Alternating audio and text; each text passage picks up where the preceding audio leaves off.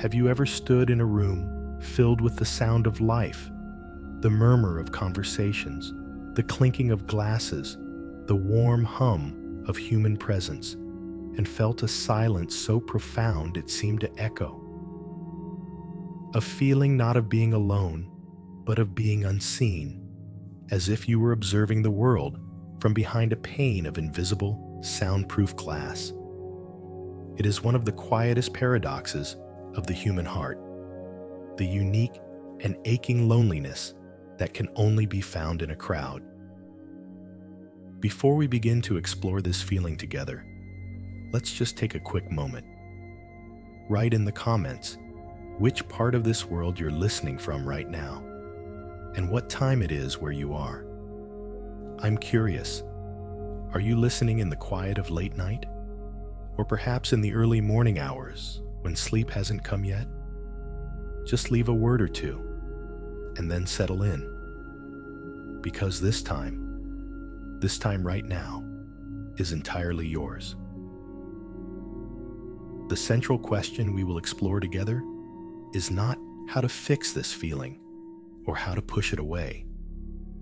Instead, we will ask, what is it trying to show us? What is the architecture of this invisible room that we build around ourselves, even when surrounded by others? And how, by simply turning our attention inward with gentleness and curiosity, can we transform this sense of isolation into a sanctuary of profound and peaceful solitude? By the end of our journey, you will have a new map of your own inner world, understanding the psychological landscape that gives rise to this feeling, and discovering that within that lonely space lies a quiet, powerful, and authentic self waiting to be met. The journey is not about breaking down walls to get out, but about opening a door to come home to yourself. So let us begin, not by analyzing, but by arriving. Wherever you are, allow your body to feel the truth of its own weight. Feel the gentle but insistent pull of gravity, a constant, reassuring presence holding you to the earth. It asks nothing of you. It does not need you to perform or to pretend. It simply holds you. Notice the points of contact between your body and the surface that supports it. The back of your head on the pillow, the weight of your shoulders sinking down, the length of your spine resting. There is a quiet conversation happening here, a dialogue of pressure and release, of support and surrender. This is the first step away from the crowded room of the mind. It is a return to the simple, undeniable reality of your own physical presence. Let your attention drift to the air in the room where you are now. Is it cool against your skin, or is it warm and still?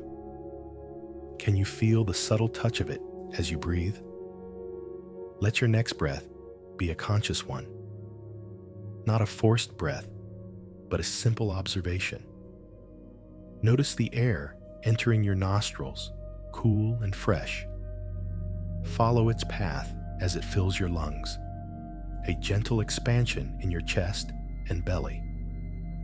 And then, the release, the slow, effortless letting go as the air leaves your body, a little warmer than when it arrived. This breath, this simple, rhythmic exchange, has been with you your entire life. It is the steady, quiet drumbeat beneath all the noise.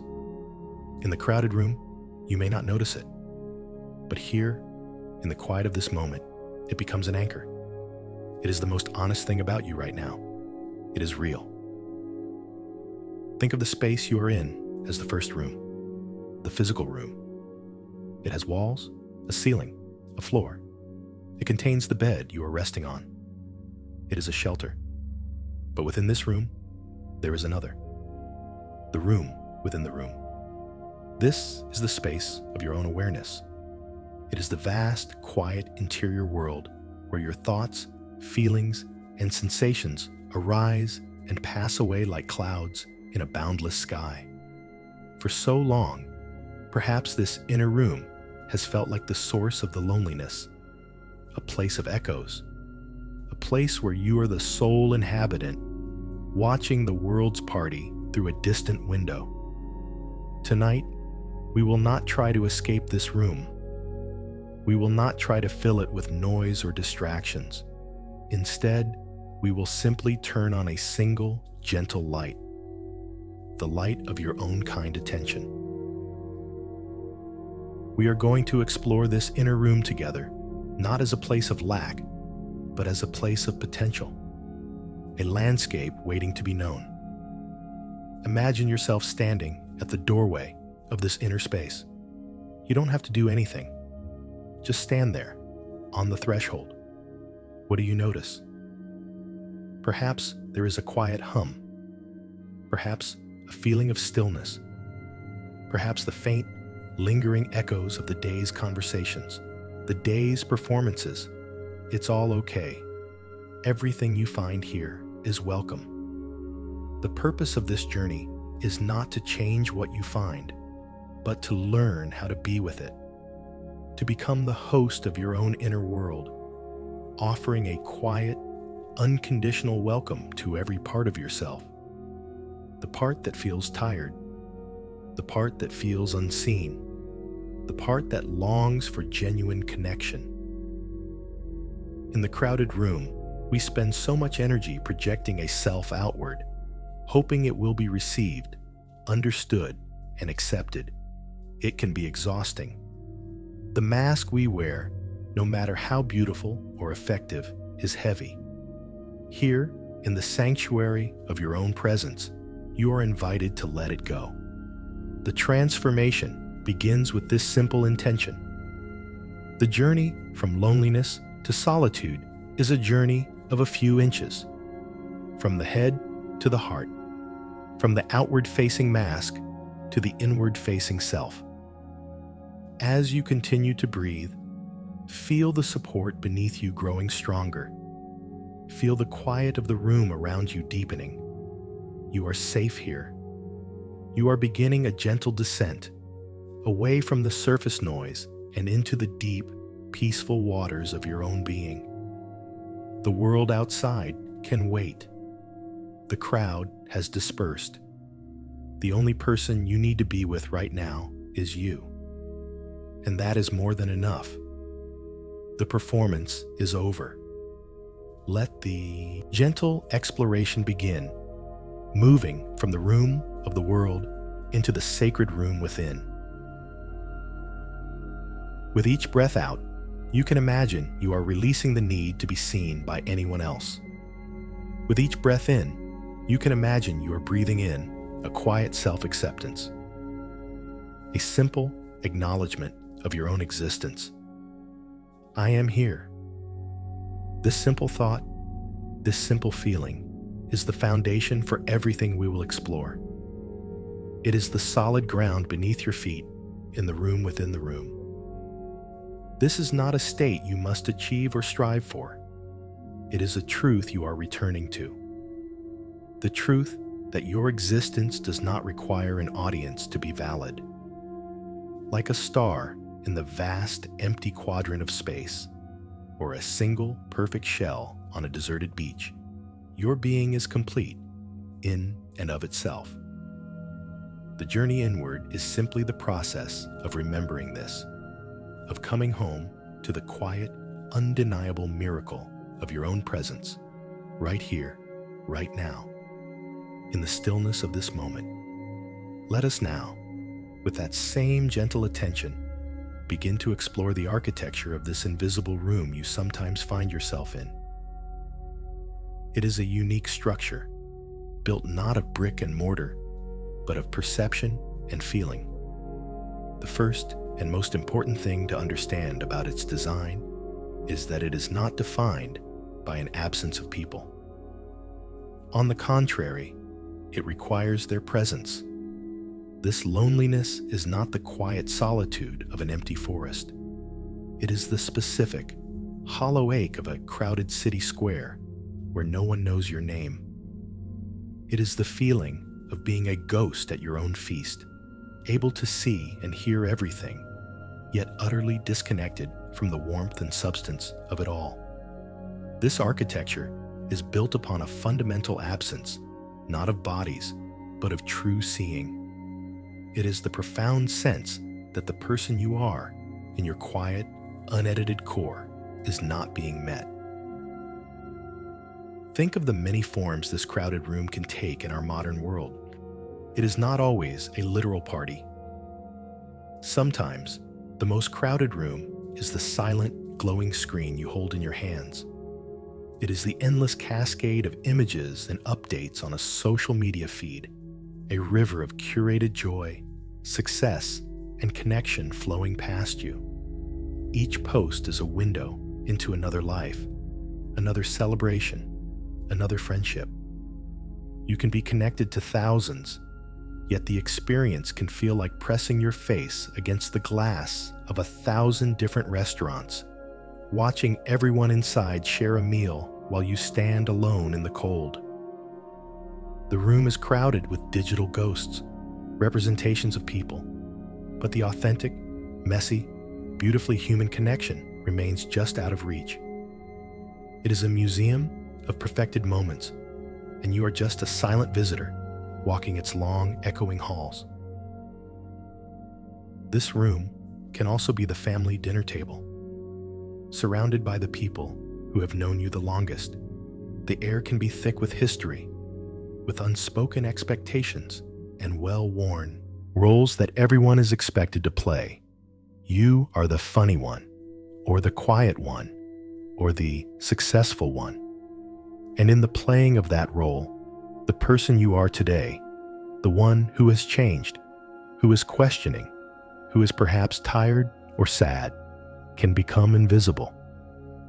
The conversation skims across the surface, discussing the weather, the news, old stories told 100 times.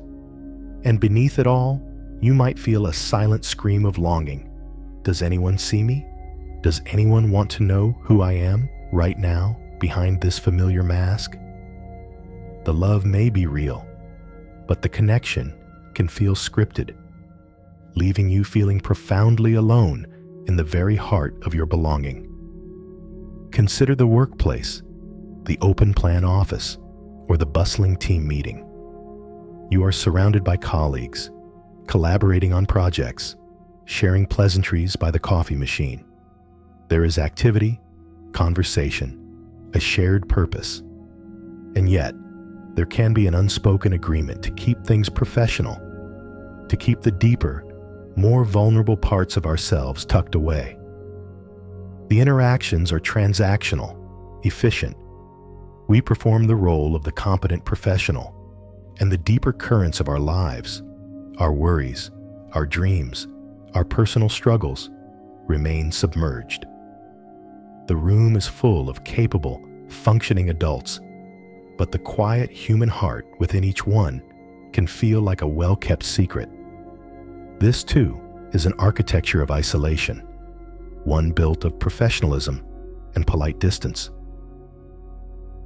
The defining feature of this architecture, in all its forms, is the invisible wall that seems to stand between you and everyone else.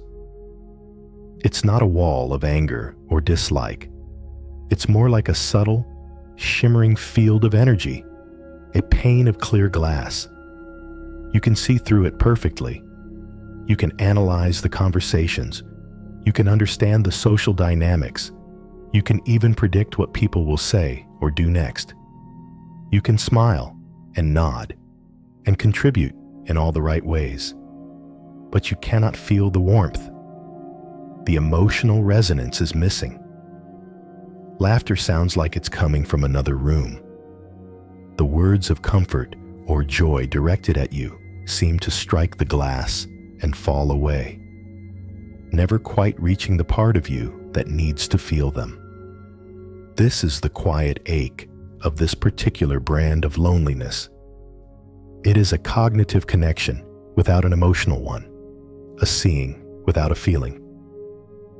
Let's contemplate this ache for a moment. It is not a sharp, dramatic pain. It is a dull, persistent thrum. a quiet coolness in the chest, a feeling of being slightly out of sync with the rhythm of the room. It's the feeling of speaking a language that is almost, but not quite, the same as everyone else's. You know the words, but the accent is wrong. You understand the grammar, but the music is missing. You are participating, but you are not truly a part of the song. There is no one to blame for this. It is not a failing on your part, nor is it a deliberate exclusion by others. It is simply a state of being, a misalignment of frequencies. You are a radio tuned to a quiet, thoughtful station, while the room is broadcasting a loud, energetic one. Both are valid, but they cannot play at the same time on the same dial. This architecture is not a prison forced upon you. In a quiet way, it is a structure we help to build and maintain. It is constructed from our fears of being judged, our past experiences of being misunderstood, and our deep, often unconscious belief that if people saw the real us, they might turn away. And so, we build the invisible wall for protection. We keep the most tender parts of ourselves safe behind the glass. The loneliness is the price we pay for that safety. We are the lonely watchmen in our own towers, observing the world below, safe from harm, but also cut off from the warmth of the village fire. As you rest here now, breathing in the quiet of your own space, simply allow yourself to acknowledge this feeling without judgment. Give this invisible room a name. See its walls, not as a sign of failure, but as a complex and intelligent defense system. See the quiet ache as a messenger, a compass needle pointing not outward, toward what is wrong with the world, but inward. It is pointing toward a part of you that is longing to be seen, to be heard, to be met. And the beautiful truth we will discover together is that the first person who needs to meet this hidden self is you. The healing does not begin by shattering the glass. It begins by simply turning away from the window and looking into the quiet waiting room of your own heart. The architecture feels solid, permanent, as if it has always been there. But it is not made of stone. It is made of thought, of habit, of held breath. And what is made of thought can be unmade by awareness. What is held in place by habit can be loosened by gentle attention. The journey we are on is not one of demolition, but of quiet discovery. We are learning to walk the halls of our own inner world, to understand its layout, to feel its textures, and to find, in its very center, a quiet, peaceful space that needs no one else to be complete. This understanding is the first key, the one that turns the lock not to escape, but to finally come home. Now, let us turn our attention to one of the central pillars of this architecture, one of the primary reasons this inner room can feel so lonely. It is the weight of the mask. We all wear one. This is not a sign of inauthenticity or deceit. It is a fundamental aspect of being a social creature. We have a mask for work, a mask for family, a mask for friends, and even a mask for the stranger at the grocery store. It is a carefully constructed persona, an edited version of ourselves that we believe is most appropriate, most palatable, or most advantageous for a given situation. It is a tool for navigating the complex and often unspoken rules of social engagement. But a tool, when it is held for too long, can become a burden. And it is the unnoticed weight of this burden that creates so much of the exhaustion and isolation we feel in a crowded room. Consider the sheer amount of energy it requires. To hold a mask in place is not a passive act. It is a constant low-level performance. It involves a subtle but unceasing process of monitoring and adjusting. You are monitoring the room, reading the cues, listening to the tone of the conversation. You are monitoring yourself, filtering your thoughts, choosing your words carefully. Should I say this? How will it be received? Is this the right thing to share? You are monitoring your facial expressions, making sure your smile seems genuine, your nod seems engaged, your eyes seem interested. You are monitoring your body language, ensuring you appear relaxed, open, and confident, even when you might feel anxious, tired, or withdrawn. This is a constant stream of micro-calculations running in the background of your mind, like a computer program that is always on, consuming a quiet but significant amount of your processing power. Think about the last time you were in such a situation, perhaps a social gathering or a professional event. Remember the feeling, not just of being there, but of the effort involved. The effort of active listening when your mind was drifting.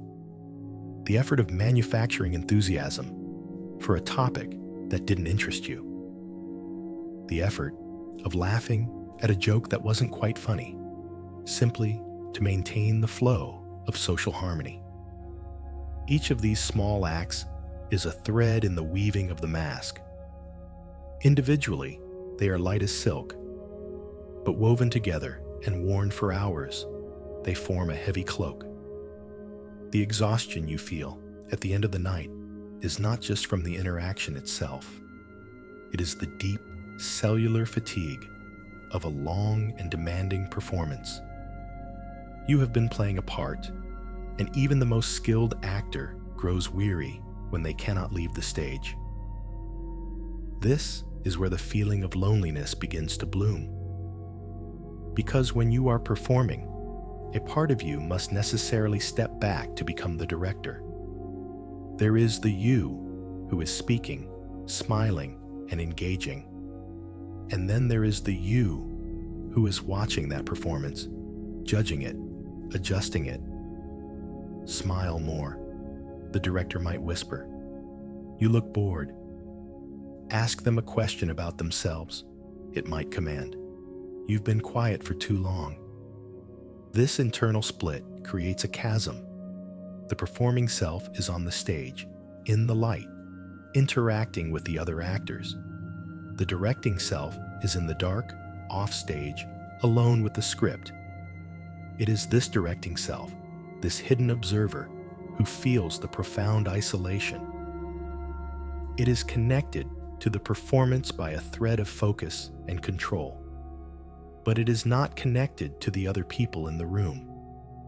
It is the loneliest job in the theater, time 2.0s. The transformation we are exploring tonight does not begin with an attempt to violently rip off the mask. That would be like trying to solve the problem of exhaustion by running a marathon. The mask is there for a reason, often for very good reasons rooted in protection and the desire for belonging. Instead, the transformation begins with the simple, non-judgmental awareness of the mask itself. It begins with noticing its weight. Right now, as you lie here, you can let that awareness wash over you. You don't need to be in a crowded room to feel it. The residue of the performance is often carried with us, a lingering tension in the body. Let your awareness travel to the muscles in your face. Without trying to change anything, simply notice. Is there a lingering tightness around your jaw? From holding a smile or from holding back words? Is there a tension in the tiny muscles around your eyes? From trying to look engaged or from straining to read the room? Let the light of your awareness fall upon this area, and as you breathe out, simply give those muscles permission to soften. You can imagine the mask, like a cool layer of clay, beginning to loosen. It does not need to be pulled off. It can simply dissolve, absorbed back into the skin, its purpose served for the day. Now, bring that same gentle awareness to your throat and your shoulders. The throat is where words are formed, but also where they are held back. The shoulders are where we carry the burden of expectation, our own and others. Is there a tightness here? A feeling of being braced? Again, no judgment. Simply notice. And with your next exhale, imagine a wave of warmth and release flowing through this area. Imagine the director in your mind finally saying, "That's a wrap for today." The performance is over. The stage is empty. The audience has gone home. The muscles can finally release their long-held positions. Feel the subtle, perhaps barely perceptible, sensation of your shoulders sinking a little deeper into the surface beneath you. This is the feeling of laying down a heavy weight you didn't even realize you were carrying. This awareness is the key. The problem is not the existence of the mask, but our unconsciousness of it. We forget that we are wearing it, and we begin to mistake it for our own face. We identify so completely with the role we are playing that we lose touch with the self who is watching from the wings. This is the essence of that hollow feeling. It is the ache of self-abandonment. We have left a part of ourselves behind in our effort to connect with others. And in doing so, we have severed the most important connection of all. The quiet invitation of this meditation is to simply notice the mask without contempt, to thank it even. It was trying to protect you. It was trying to help you belong. It was doing the best job it knew how. And now, in the safety of this quiet room, in the sanctuary of this present moment, its job is done. It can rest. And as the mask rests, the true face beneath it can finally breathe. The skin can soften. The breath can deepen. The quiet, authentic self, the one who was directing the show from the shadows, can finally be allowed to step out of the darkness, not onto a stage to perform, but into a quiet, empty theater to simply be. This is the beginning of the journey home. It is not an act of rebellion against the social world, but an act of gentle, compassionate reunion with yourself. As the weight of the mask begins to dissolve with our awareness, something remarkable happens. A space opens up, a quiet, internal clearing. In this space, we can begin to turn our attention to the part of the self that was hidden, the one that has been patiently waiting behind the performance. This is the unseen self, the quiet observer who is directing the play from the shadows. Let us now, with great care and gentleness, approach this part of you, not to analyze it or put it to work, but simply to acknowledge its presence, to sit with it, to let it be seen, perhaps for the first time in a very long time, by the most important witness of all, you. To understand the experience of this unseen self, let's use a gentle metaphor. Imagine that you are standing inside a house, looking out through a large, perfectly clean pane of glass. Outside, the world is vibrant and full of activity. People are walking by, talking, laughing. The sun is shining. The leaves are moving in the breeze. You can see it all with perfect clarity. You can hear the sounds, muffled but distinct. You can observe the interactions, understand the stories playing out before you. But you are not out there. You are inside. And between you and the world is this invisible barrier. You can press your hand to the glass, but you cannot feel the warmth of the sun on your skin. You can see a friend laughing, but you cannot feel the joyful vibration of their presence. You are a witness, but not a participant. This is the perspective of the unseen self in the crowded room. It is the part of you that watches your own performance, that sees you smile and nod and engage, all from a slight internal distance. It is not cold or unfeeling. On the contrary, this self is often the keeper of your deepest feelings, your most tender vulnerabilities, and your most authentic truths. It is precisely because these feelings are so precious that they are kept safe behind the glass.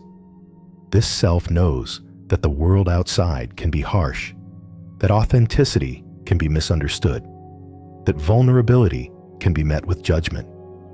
The glass is a shield. It is a protective measure born of wisdom and experience.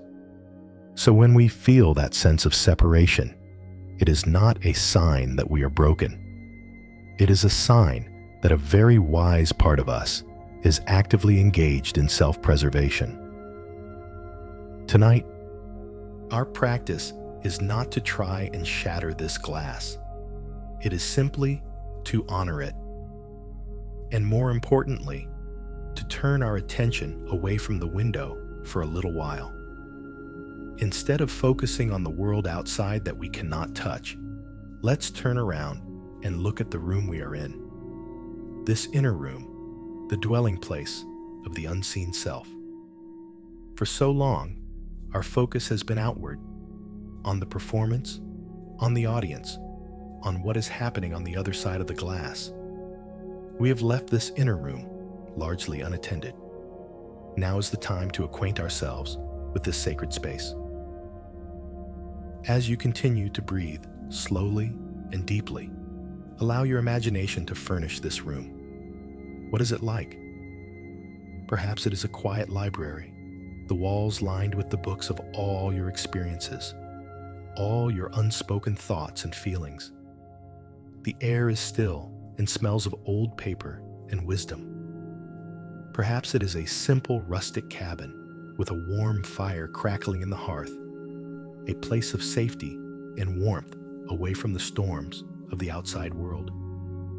Or maybe it is a vast, starlit observatory, a place where you can see the true, grand perspective of things, far away from the small dramas of the crowded room. It doesn't matter what the room looks like. The only thing that matters is that it is yours. It is the one place where no mask is required. It is the home of your authentic self. And here, in the center of this room, sits this unseen self. Let yourself feel its presence. It might feel quiet, shy, perhaps a little tired. It has been holding so much for so long in silence.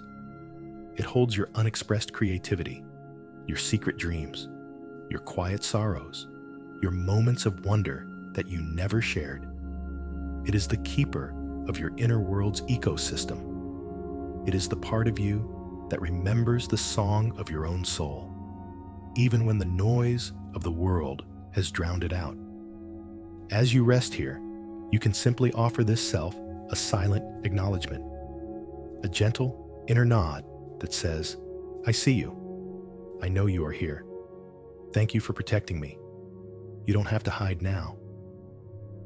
There's a quiet wisdom in this part of you. The unseen self is not fooled by superficial conversations or hollow laughter. It has a built-in compass for authenticity. The feeling of loneliness in a crowd is actually a message from this self. It is a gentle, persistent tug on your sleeve, a whisper from behind the glass that says, "This isn't real enough. This isn't nourishing us. We are longing for something more." When we ignore this message, or try to numb it, or criticize ourselves for feeling it, we are abandoning this wise inner counselor. But when we pause and breathe and turn inward to listen, we begin a profound relationship. We learn to trust this feeling not as a pathology to be fixed, but as a guidance system pointing us back home. This self is also the source of your deepest integrity. It knows what is true for you, separate from what is expected of you. It knows your values, your boundaries, your deepest yes and your most resolute no. The performance on the other side of the glass is often a series of compromises, of small betrayals of this integrity in the service of social harmony. We laugh at a comment that makes us uncomfortable. We agree with an opinion we don't share. We say yes when our body is screaming no. Each of these moments adds another layer of thickness to the glass, making the separation feel even more vast. But the unseen self never forgets. It simply waits, patiently, in the quiet room of your heart, for you to return and remember what is truly important. So for these next few moments, simply rest in this inner room. Feel the profound relief of being in a space where you don't have to pretend. You don't have to be interesting, or witty, or agreeable. You don't have to be anything at all. You can just be. Let the quiet wisdom of this unseen self permeate your awareness. Feel its steady, calm presence. This is the source of your resilience. This is the wellspring of your creativity. This is the unwavering core of who you are. The world outside the window can continue its frantic dance. It doesn't need your constant attention. Here, in this room, you are replenishing your spirit. You are remembering your own face. You are honoring the quiet, powerful truth that your worth is not determined by your performance, but is inherent in your very being. The pane of glass, once a barrier of isolation, now becomes the wall of a sanctuary, protecting a sacred and necessary solitude. You are not abandoning the world. You are simply gathering your strength, recalibrating your inner compass, and listening to the quiet, essential wisdom that only comes when you have the courage to turn away from the crowd and be still with the one person who has been waiting for you all along, yourself. Now that we have acquainted ourselves with the quiet observer within, the unseen self behind the glass, let us turn our attention back to the sensory experience of the crowded room itself. But this time, we will observe it from this new vantage point, from the calm, protected space of our inner sanctuary. From here, we are not so caught up in the performance. We can simply notice, with a gentle and detached curiosity, the nature of the sounds and interactions that create this feeling of hollow connection. We can begin to understand that the hollowness we feel is not a void within us, but rather a quality of the space between us and others, a space filled with echoes rather than resonance. Let's focus on the sound of laughter. In a space of genuine connection, laughter is a physical event. It is a wave that starts deep in the belly, rises up through the chest, and spills out into the room, touching everyone. It is a shared, embodied experience of joy or absurdity. But in the crowded room of our loneliness, the laughter often feels different. Observe it from behind your glass.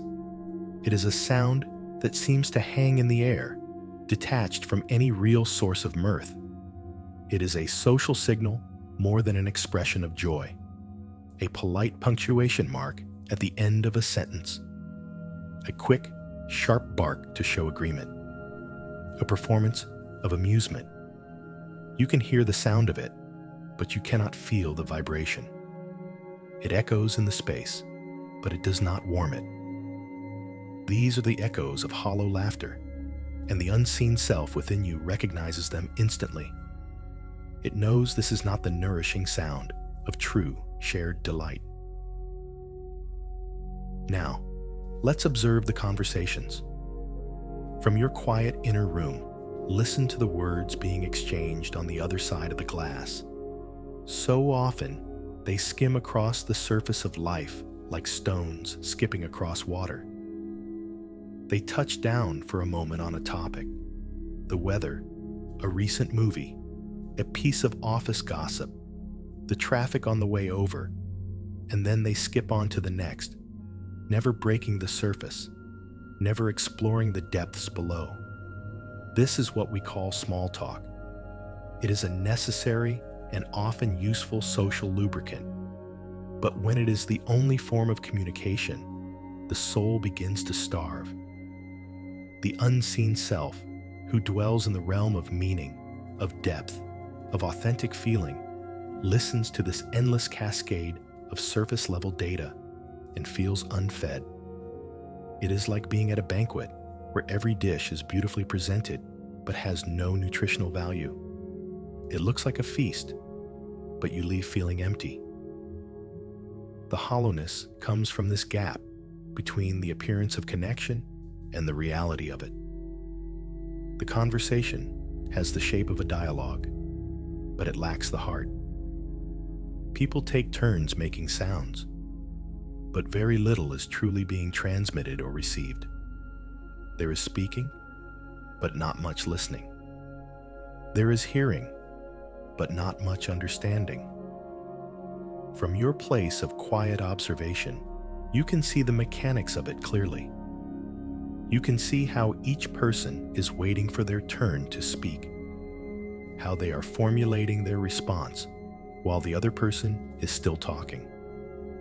You can see how the conversation is a series of monologues happening in parallel, rather than a genuine, co-created exploration of an idea or a feeling.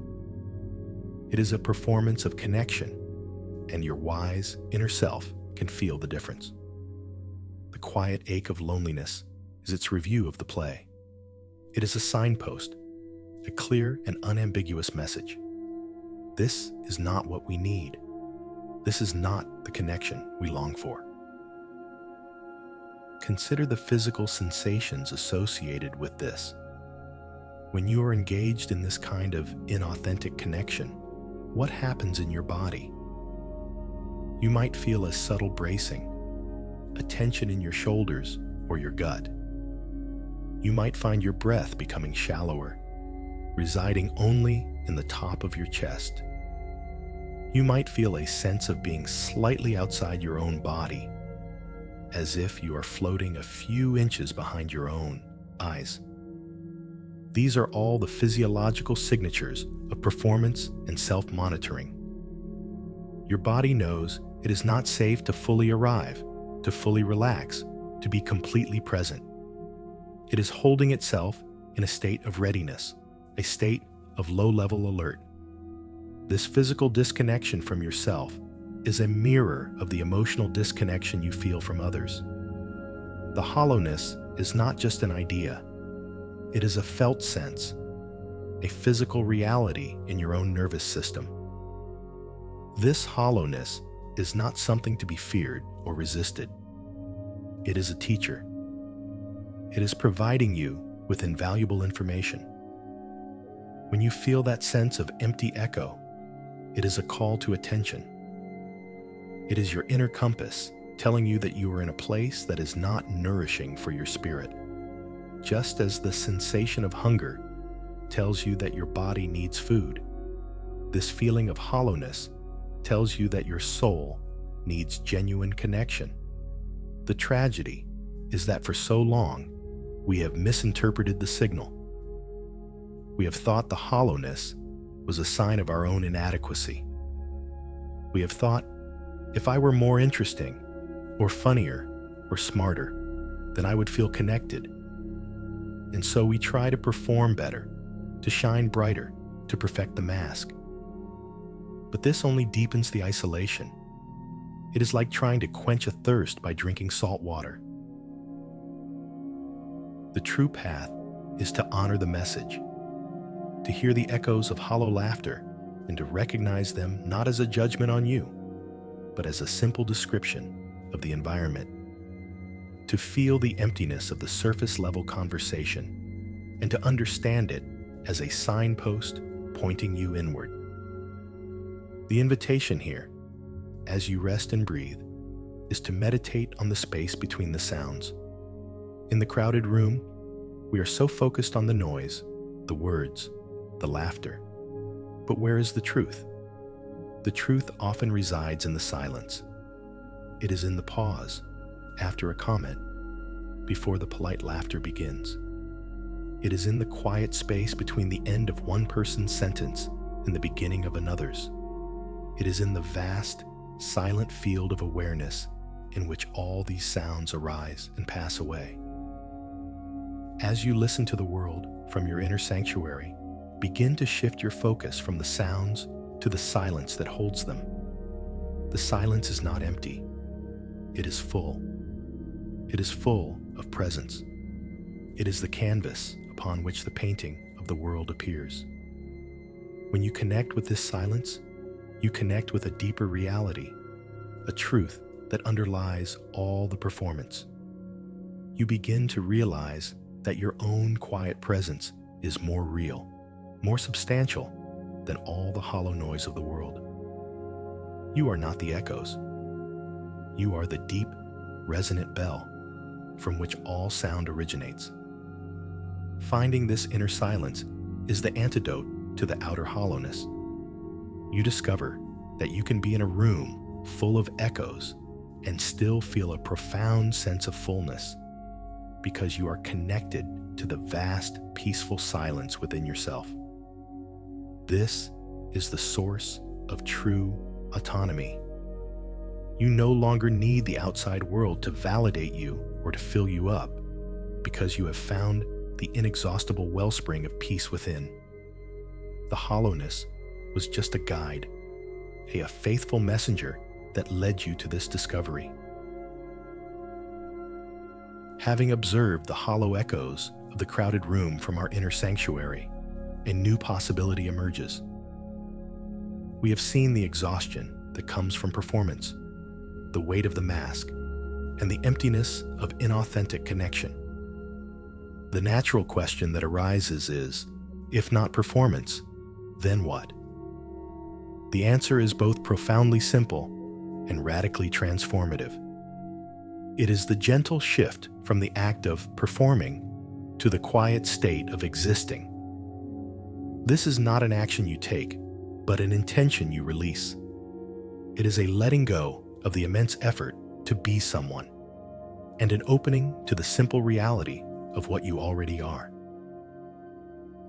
To grasp this shift, let's turn to a metaphor from the natural world. Consider a great ancient tree in the middle of a vast forest. The tree does not wake up in the morning and begin to perform treeness. It does not worry if the other trees think its leaves are the right shade of green, or if its bark is rugged enough. It does not put on a show of strength for the squirrels, or try to appear wise for the owls. It doesn't adjust its posture when a hiker walks by. The tree is simply and completely a tree. Its roots dig deep into the earth, drawing up water and nutrients in silence. Its leaves turn toward the sun, converting light into life without any applause. It stands in its place, season after season, storm after storm, in a state of pure, unapologetic existence. It is rooted, it is present, and its being is its only purpose. It is a silent, powerful teacher of the art of just being. This is the invitation for us now, to shift from the frantic energy of the performer on stage to the quiet, grounded dignity of the tree in the forest. To realize that our value does not come from what we do, but from who we are. To trust that our simple, unadorned existence is enough, more than enough.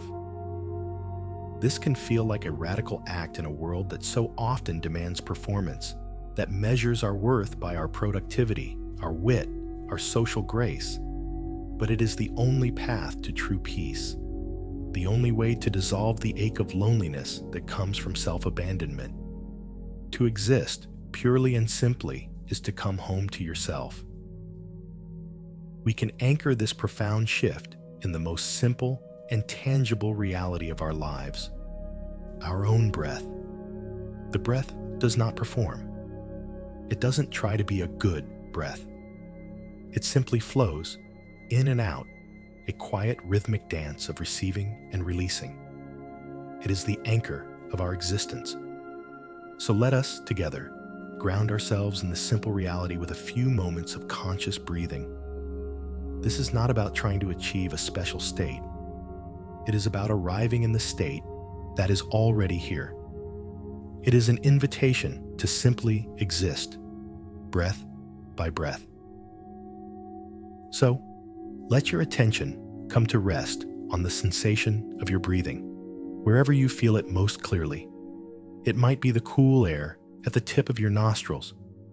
It might be the gentle rise and fall of your chest. Or it might be the soft expansion and contraction of your belly. Choose one spot and let your awareness settle there, as a butterfly might settle on a leaf.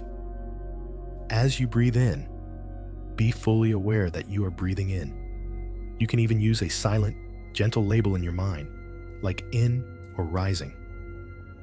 Feel the sensation of your body being nourished by the air. A gift from the world, freely given, freely received. There is no effort required. You are simply allowing yourself to be breathed. And as you breathe out, be fully aware that you are breathing out. You can use the silent label out or falling. Feel the sensation of release, of letting go. A letting go of the air, and with it, a letting go of all the tension, all the effort, all the need to be anything other than what you are in this moment. Each exhale is a small act of surrender, a surrender of the mask, of the performance, of the story of who you think you should be. Continue this for a few moments in silence, in and out, rising and falling.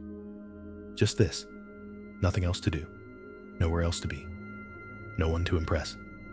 If the mind wanders, as it naturally will, into thoughts of the past or future, into planning or worrying, simply notice this without judgment. See the thought as a cloud passing through the vast sky of your awareness. And then, with infinite gentleness, guide your attention back to the anchor, back to the simple, physical sensation of this breath happening right now. Each time you return to the breath, you are strengthening the muscle of presence. You are choosing existence over performance. You are choosing the quiet truth of your body over the loud noise of your mind. This simple act of being with your breath is the practice of being the tree. With each inhale, you can imagine you are drawing strength and stability up from the earth, just like the roots of the tree. You are drawing in nourishment, life force, a sense of your own solidness. You are here. You are real. Your body is a fact. This breath is a fact. This moment is a fact. With each exhale, you can imagine you're releasing everything that is not essential. Just as a tree releases oxygen back into the world, you are releasing the need for approval. You are releasing the fear of judgment. You are releasing the stories you tell yourself about being lonely or not good enough. You are letting it all go, creating space within you, a space of simple, open presence.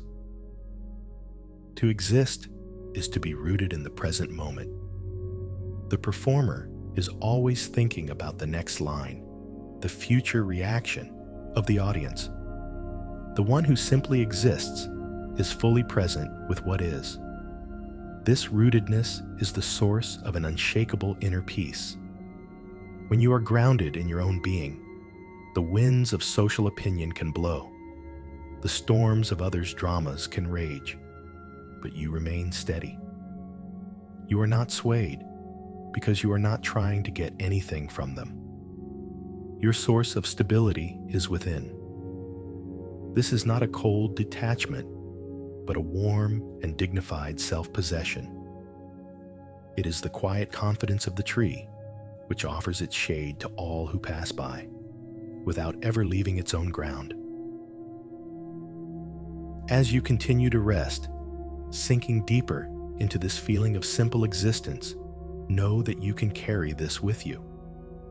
This is not just a state for quiet meditation. It is a way of being that you can bring into the crowded rooms of your life. You can be in a conversation and still be aware of your breath. You can be listening to someone and still feel your feet on the floor. You can be in a meeting and still be connected to the quiet tree-like stillness within you. This inner anchor changes everything. You no longer feel like a small boat tossed on the waves of social dynamics. You become the lighthouse, steady and bright, rooted in your own truth, offering your light without ever losing your center. This is the invitation to exist just as you are, to breathe just as you are. It is the simplest and most profound act of coming home, grounded now in the simple, profound reality of your own existence. Let's cast our awareness back one more time toward the image of the crowded room. But from this new, centered place, we will see it differently. No longer is it a threatening or draining environment. Instead, we can begin to see it as a beautiful, swirling, and ultimately harmless display of energy. A dance of light and sound in which we are not required to participate, but which we can observe with a sense of peaceful detachment and even wonder. This shift in perspective is about finding the still point within the turning world. Imagine the crowded room as a kaleidoscope. You remember those toys from childhood, a simple tube with mirrors and colored beads inside. When you held it up to the light and turned it, the beads would fall into intricate, beautiful, and ever-changing patterns. The room is just like this. The people are the colored beads. The conversations are the shifting patterns. The light, the music, the laughter, it's all part of this complex, mesmerizing, and constantly moving design. When you are caught up in it, when you identify with one of the little colored beads, you feel tumbled and tossed about, subject to the chaotic movements of the whole. You feel a constant pressure to find the right position, to fit into the pattern. This is the source of the stress and the feeling of being overwhelmed. But the meditative journey we are on is not about trying to control the beads or fix the pattern. It is about realizing that you are not one of the colored beads. You are the eye that is looking through the kaleidoscope. You are the calm, still, spacious awareness that is witnessing the beautiful, chaotic dance. From this perspective, nothing can touch you. The patterns can shift from beautiful to jarring, from harmonious to discordant, but your awareness remains unchanged, untroubled.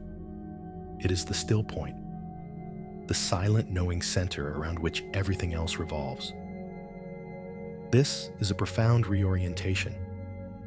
We are taught that presence means engaging with everything, that to be connected, we must be an active part of the swirling pattern.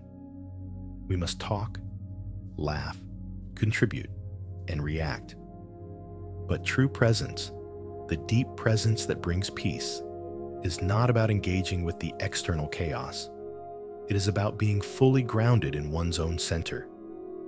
It is the realization that the most powerful way to be in a room is to be fully and completely with yourself.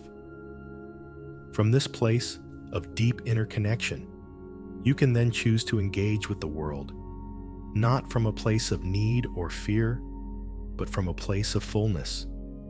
You are not a hungry ghost seeking validation. You are a quiet host, offering the simple gift of your calm presence. Let's feel this in the body. As you continue to rest, breathing gently, bring your awareness to the very center of your physical being. For some, this might be the area around the heart. For others, it might be the solar plexus, or the deep, quiet space in the lower belly, a few inches below the navel. There is no right or wrong answer. Simply let your attention be drawn to a place in your torso that feels like your center of gravity, a place of stillness and stability. Let your awareness gather in this spot. Imagine it as a small, warm, gently glowing sphere of light. This is your still point. This is the center of your own personal universe. As you breathe in, imagine the breath flowing into the center, making it a little brighter, a little warmer. As you breathe out, imagine this warm light radiating from your center, filling your whole body with a sense of calm, steady strength. This center is always here. Beneath the surface level anxieties, beneath the swirling thoughts, beneath the echoes of the crowded room, this still point remains. It is your anchor in the storm, your true north. Now, from this centered place, let the sensory impressions of the world come to you. Imagine the sounds of the crowded room again, the chatter, the music, the clinking glasses. But this time, imagine them as waves of energy washing up on the shore of your awareness. They come and they go. They are not you. You are the deep, quiet ocean, and the sounds are just temporary disturbances on the surface. They cannot touch the stillness of your depths. You can hear them. You can be aware of them, but they do not define you or disturb your inner peace. You are the listening, not the noise. Imagine the visual chaos of the room, the people moving, the lights flashing, the endless motion. See it all as a play of light and shadow, a movie being projected on the screen of your consciousness. The movie can be exciting, or boring, or dramatic, but you are not the movie. You are the screen itself, vast, empty, and unchanged by whatever images are projected upon it. The realization of this brings an incredible sense of freedom. You don't have to react to the movie. You don't have to get lost in the plot. You can simply watch with a gentle, knowing smile from the stillness of your own being. This still point is not a state of apathy or disconnection from humanity. In fact, it is the prerequisite for true compassion. When you are caught up in the dance of the kaleidoscope, your energy is consumed by self-consciousness and the effort to perform. You have very little left over to truly see or hear another person. But when you are grounded in your still point, you become a sanctuary of calm. Your inner quiet creates a space where others can feel safe. Your non-reactive presence can be a profound gift in a frantic world.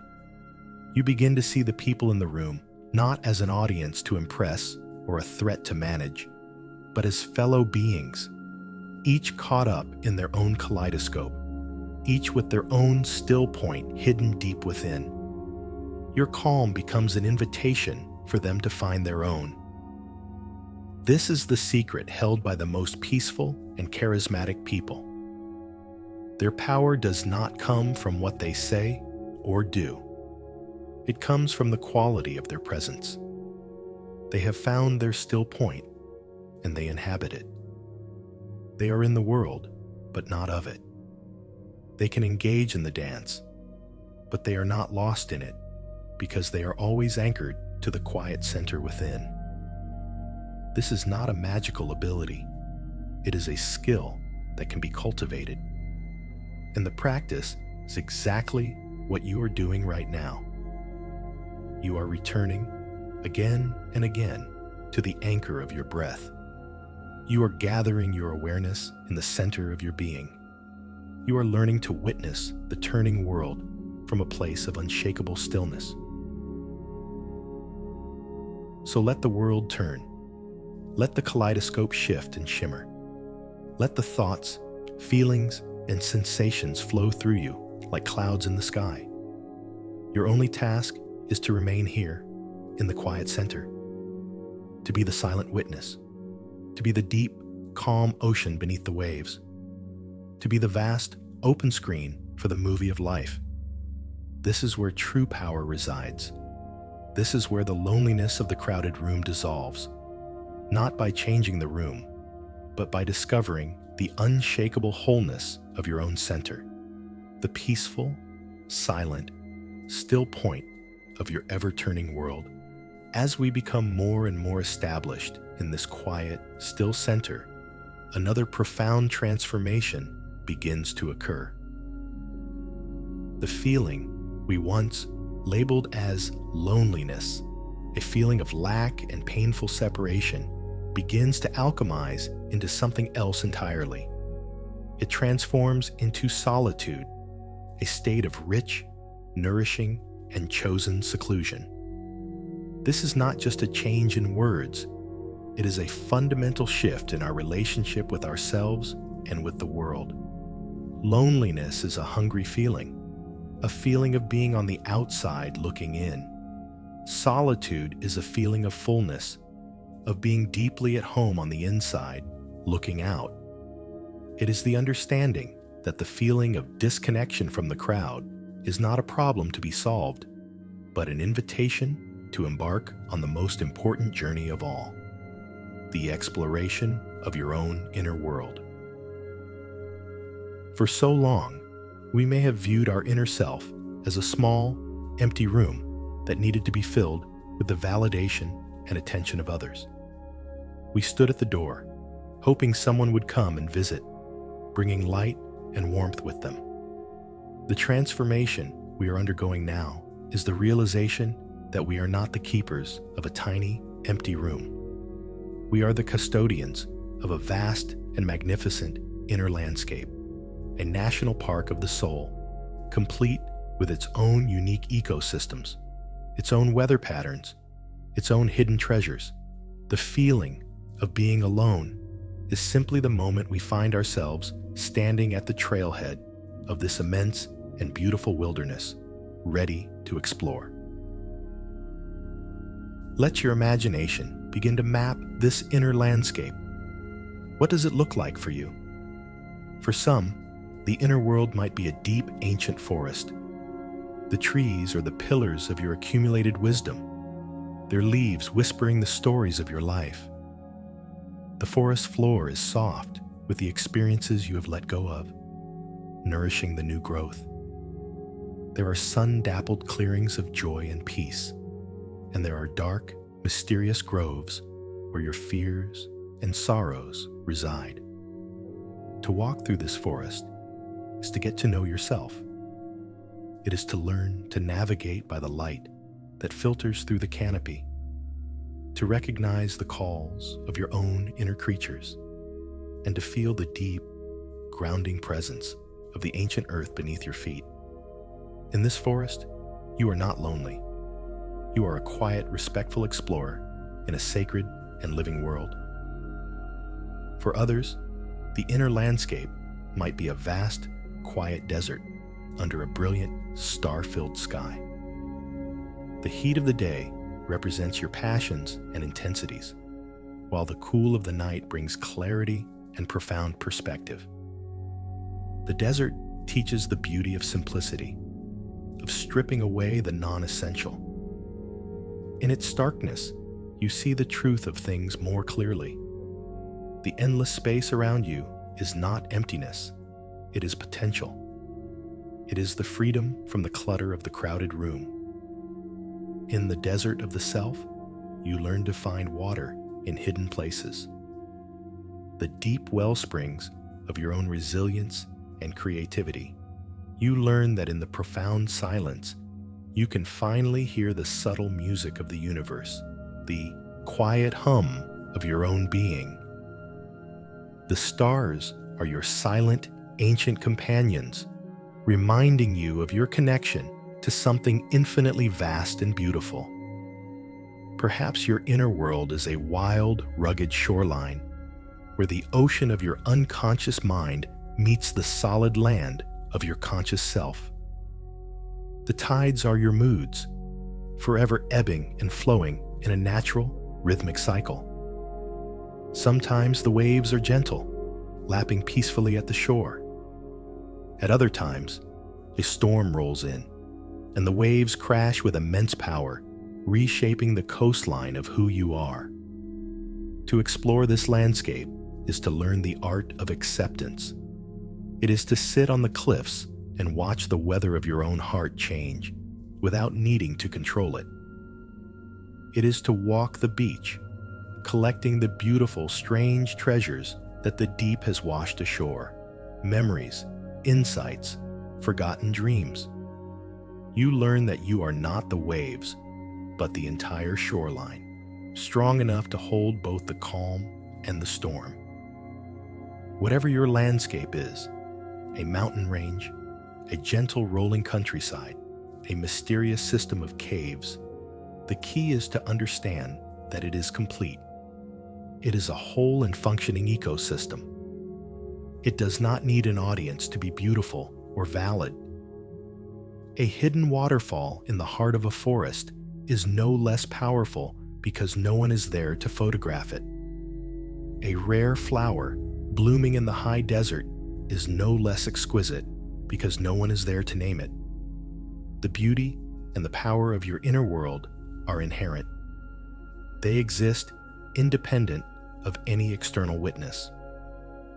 This realization is the cornerstone of true self-sufficiency. It is the end of the desperate search for validation outside of yourself because you have discovered the endless richness within. The crowded room becomes, from this perspective, simply another landscape, one that is loud and busy and often not very nourishing. You can visit it, you can walk through it, but you no longer mistake it for your home. You know that your true home is the vast, quiet wilderness within you, and you know that you can return there anytime you choose, simply by closing your eyes and turning your attention inward. The feeling of loneliness was the homesickness you felt for this inner landscape, a deep, instinctual longing to return to the wilderness of your own soul. You were a creature of the forest trying to make a home in a shopping mall, and you were starving for the scent of pine and the feeling of soft earth under your feet. This inner exploration is the ultimate creative act. You are both the explorer and the landscape being explored. With every moment of quiet self-reflection, you are mapping a new corner of your world. With every act of self-compassion, you are tending to its sacred places. With every breath of conscious awareness, you are bringing sunlight and fresh air into its hidden valleys.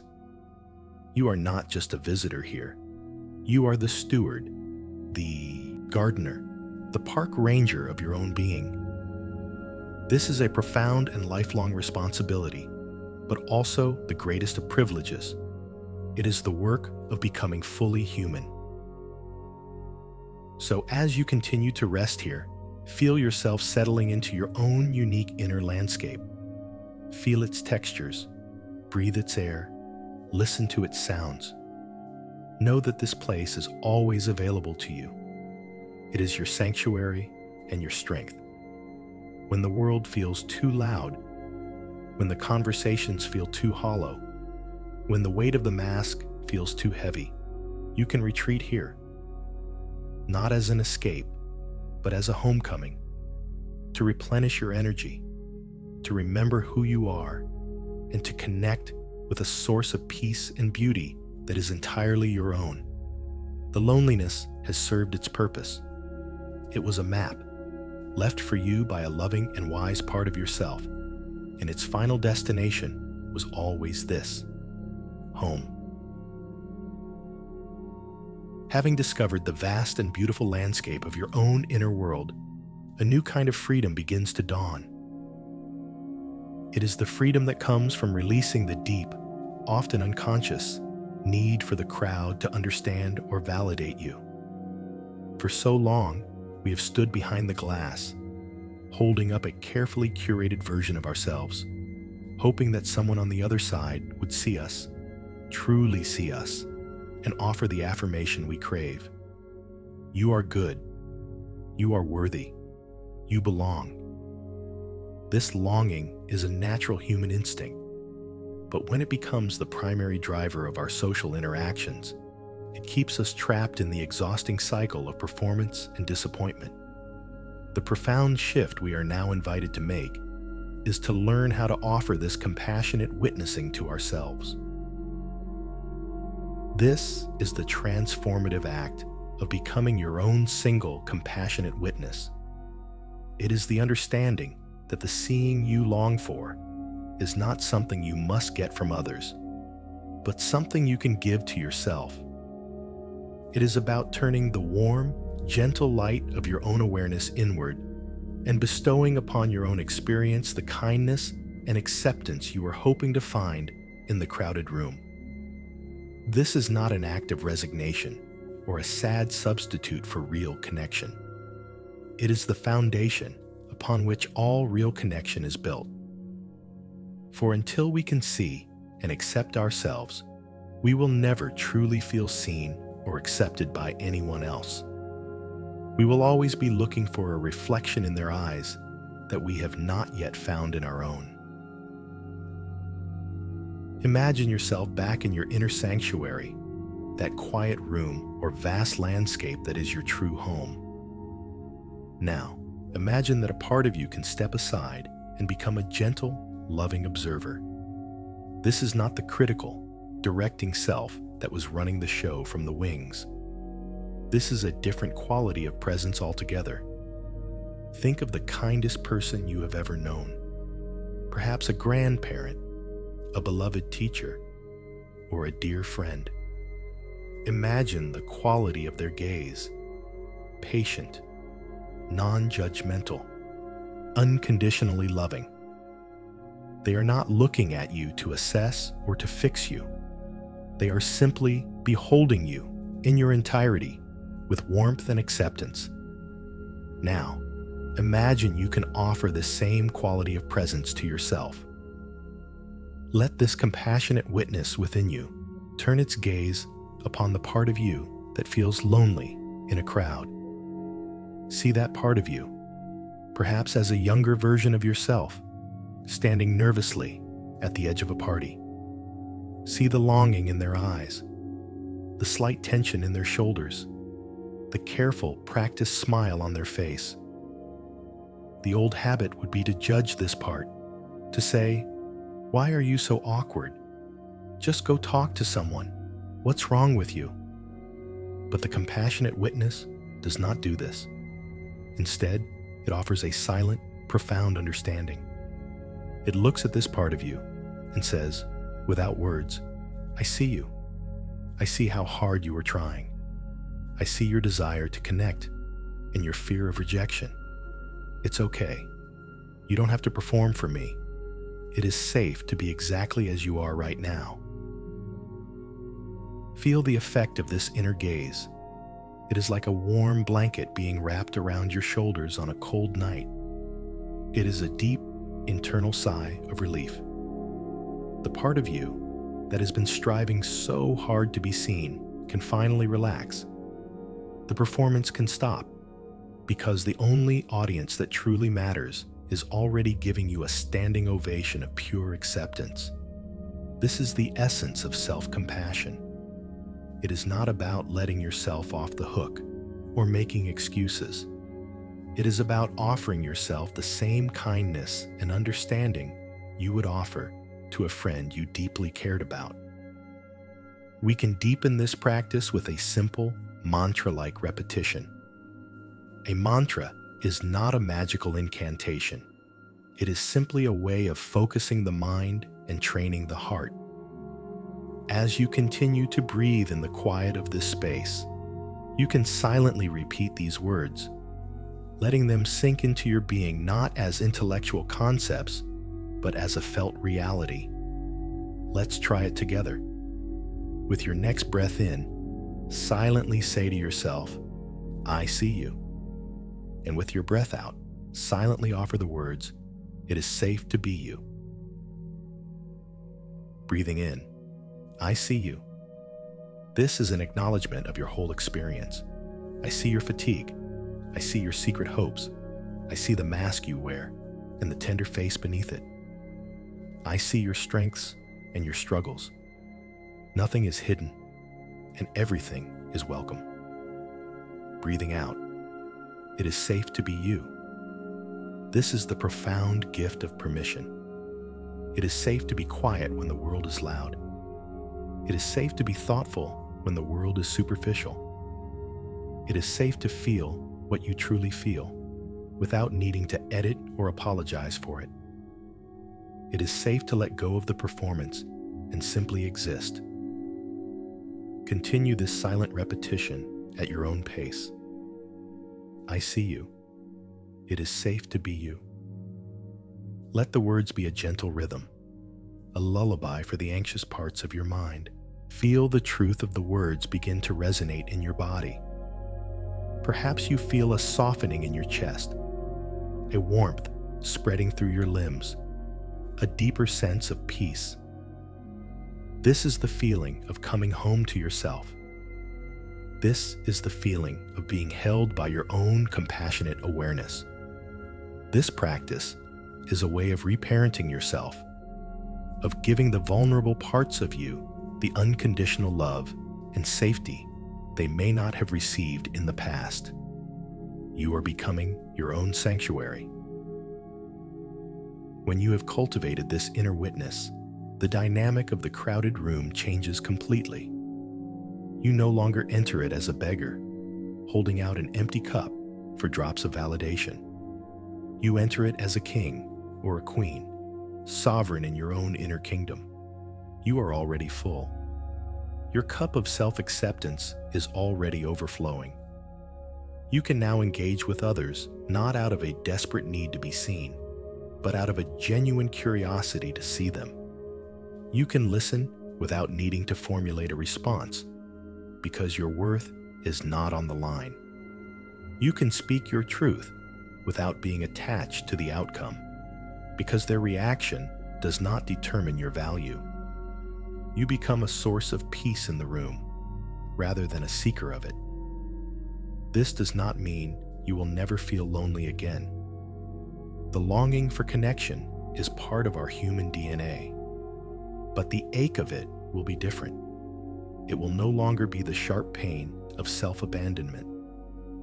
It will be a clean, simple longing, like the feeling of missing a dear friend. And you will know exactly what to do. You will turn inward. You will offer yourself that compassionate gaze, and you will repeat the sacred words, I see you. It is safe to be you. You will become your own best friend, the one witness who will never leave you, the one constant source of love and acceptance in a constantly changing world. This is the ultimate freedom. The crowd can stay or go. The applause can come or cease. You remain whole, complete, and peacefully at home in your own skin. As you rest in the embrace of your own compassionate witness, held in the safe space where it is finally okay to be you, we can take the next gentle step in this deep, unfolding relaxation. This step involves letting go of the one thing that gives the feeling of loneliness its persistent and painful power, the story. For so long, we have not just felt a sensation. We have been living inside a narrative that goes something like this. I am in this room, and I am lonely. There is something wrong with me because I feel this way. I don't belong here. I am different from everyone else. I will always be on the outside looking in. This story, with its plot, its main character, the lonely self, and its tragic conclusion, is like a heavy, suffocating blanket. It is the story that creates the suffering. The feeling itself is just energy, just a sensation. The story is what turns the sensation into a problem, a personal failing, an identity.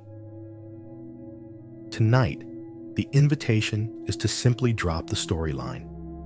to let it fall away, like a book sliding from your hands as you drift off to sleep. We are not going to argue with the story, or analyze it, or try to write a new, better one. We are going to do something much more radical and much more restful.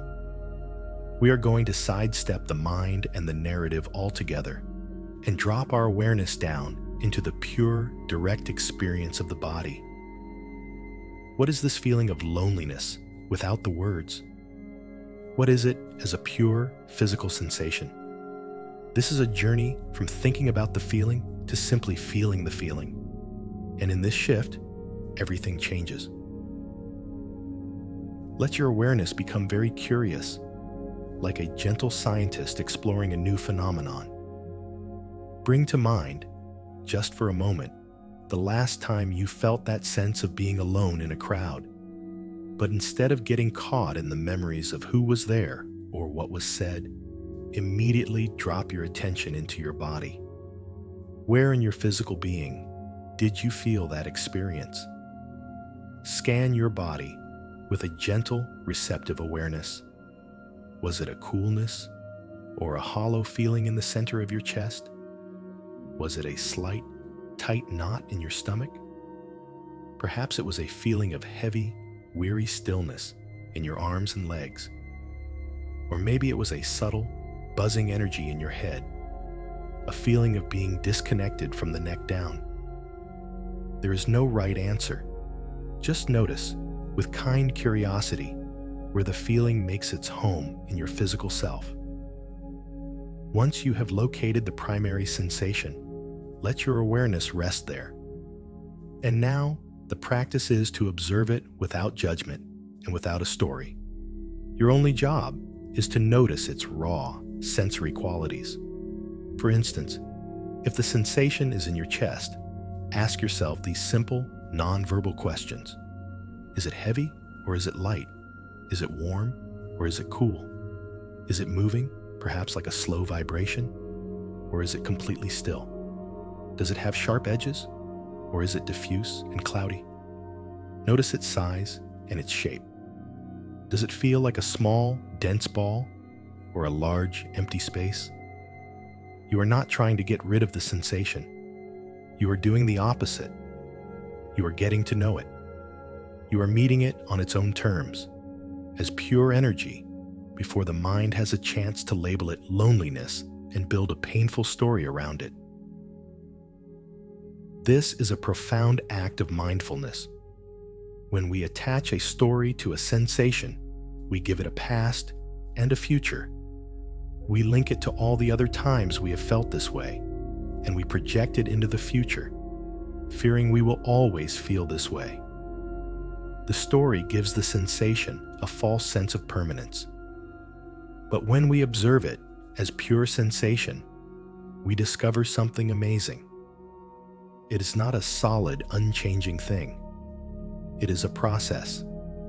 It is a flow of energy. As you watch it, you might notice that its qualities are constantly, subtly shifting. The coolness might warm slightly. The tightness might soften around the edges. The vibration might slow down. It is alive, and like all living things, it is in a constant state of flux. By observing it in this way, you are freeing it from the prison of the story. You are allowing it to be what it truly is, a temporary pattern of energy moving through your body. As you continue to watch this sensation with a gentle, receptive awareness, you can also breathe with it.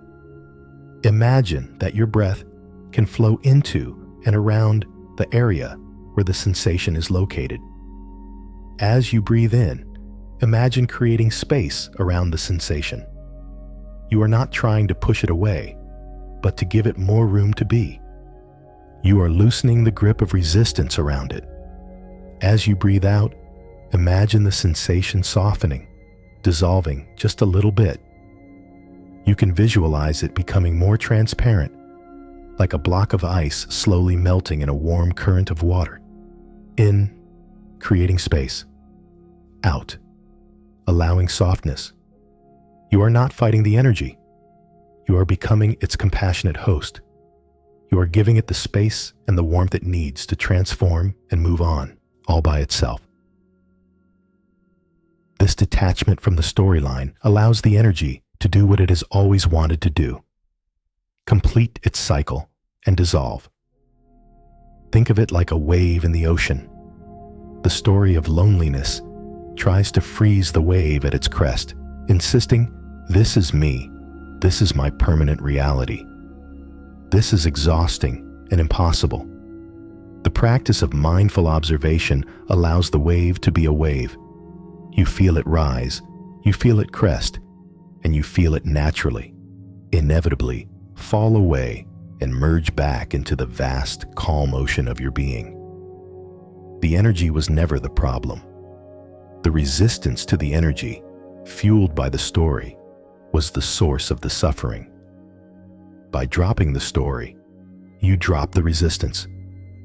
And what is left is just a flow, a release, a deep and profound letting go. As your body relaxes deeper into this process, you may find that the sensation completely dissolves, or it may not. And either outcome is perfectly okay. The goal is not to eliminate the sensation, but to change your relationship with it. The goal is to move from being a victim of the story to being a wise and compassionate observer of the body's energy. This is a skill that brings immense freedom. The next time you are in a crowded room and that old, familiar feeling begins to arise, you will have a choice. You can follow your mind up into the painful, repetitive storyline, or you can drop your awareness down into your body and meet the feeling as pure sensation. You can breathe with it, give it space, and watch it with gentle curiosity, knowing that it, like everything else, will pass. This is the final step in diffusing the power of that old loneliness. First, you honor the wisdom behind the feeling. Then, you become your own compassionate witness. And finally, you release the story and meet the raw energy with mindful awareness. Each step brings you closer to a place of unshakable inner peace, a place where feelings can come and go like the weather, without ever disturbing the deep, quiet earth of your own being. The performance is over.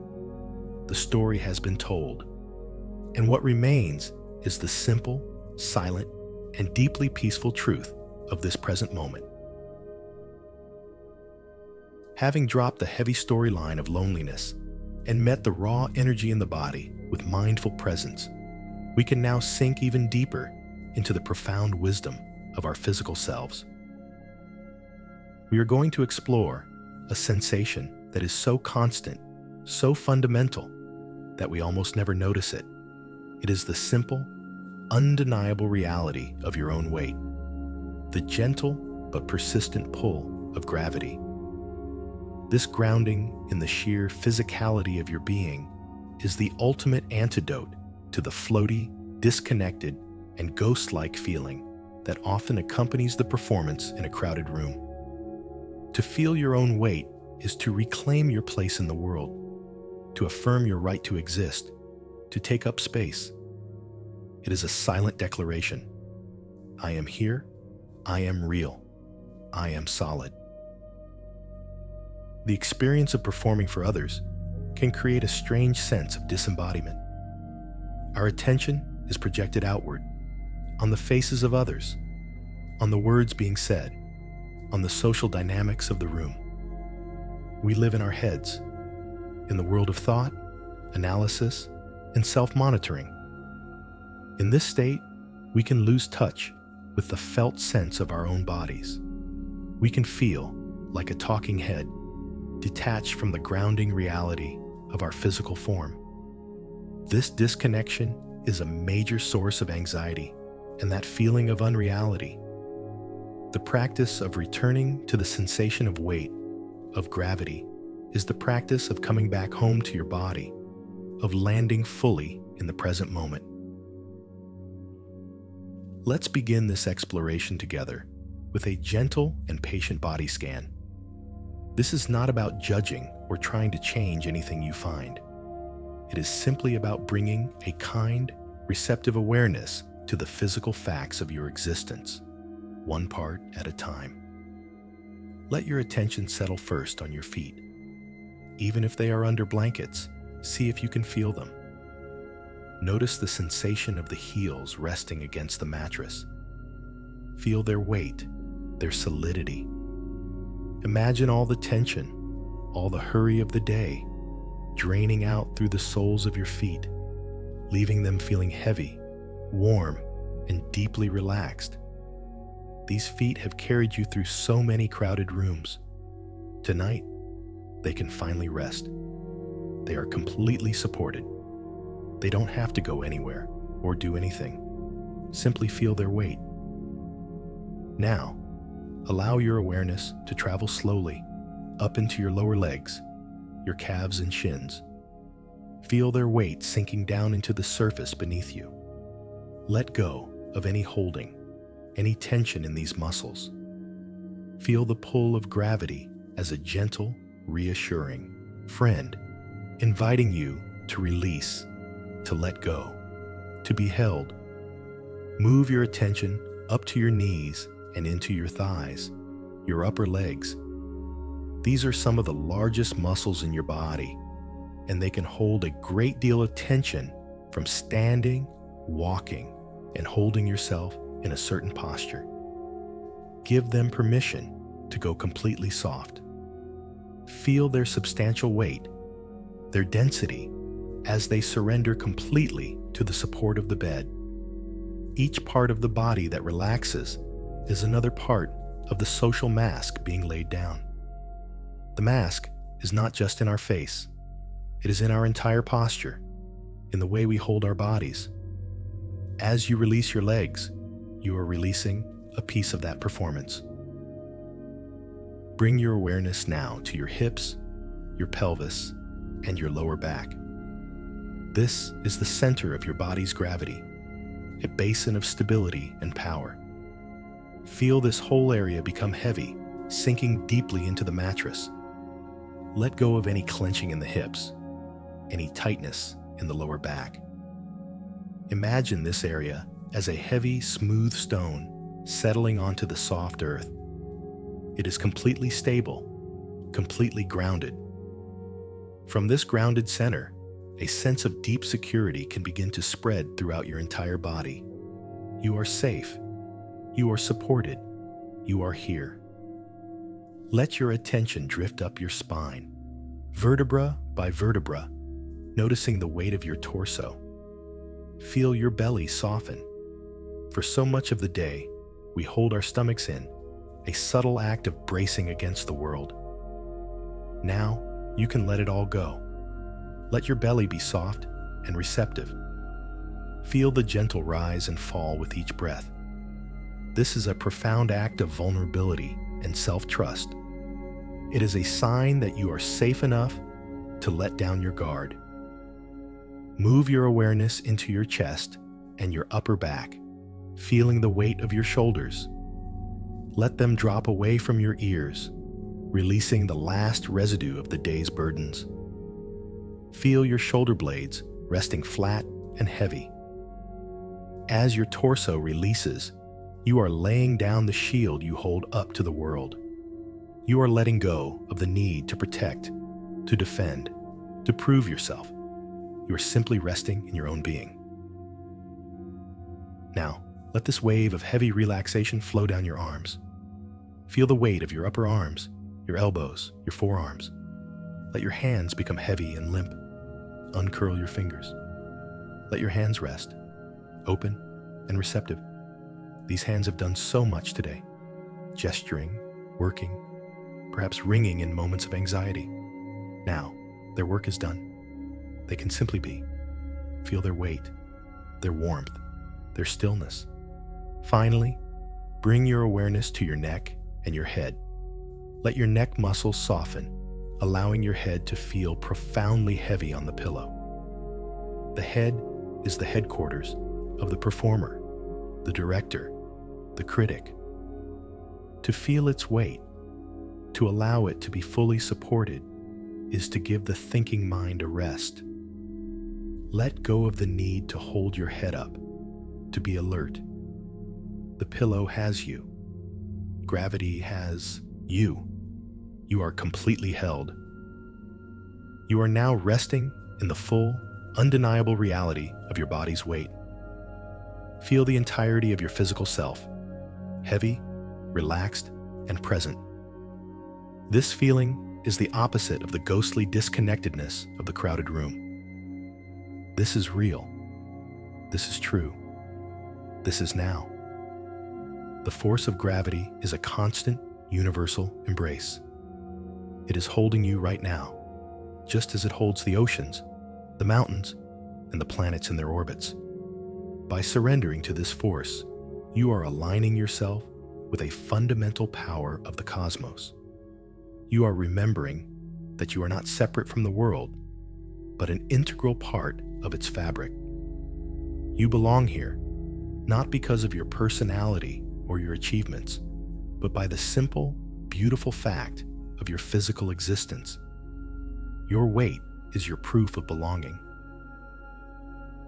Each part of the body that has relaxed, each muscle that has let go, is another piece of the mask being gently set aside. The tense jaw of the polite smile has softened. The braced shoulders of the competent professional have released.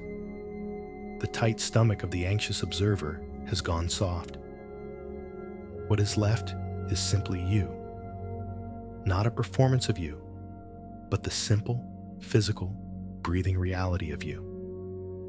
This deep, physical grounding is a profound source of peace. When your mind starts to spin with anxious thoughts or lonely stories, you can always come back to this.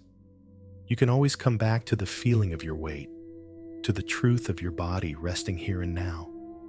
It is the most reliable anchor you will ever have. It is the simple, unshakable truth that lies beneath all the noise, and it is always, always available. Resting now in the deep, grounding reality of your body's weight, a profound quiet has settled in. The noisy, crowded room of the mind has begun to empty. The echoes of hollow laughter have faded. The weight of the mask has been laid down.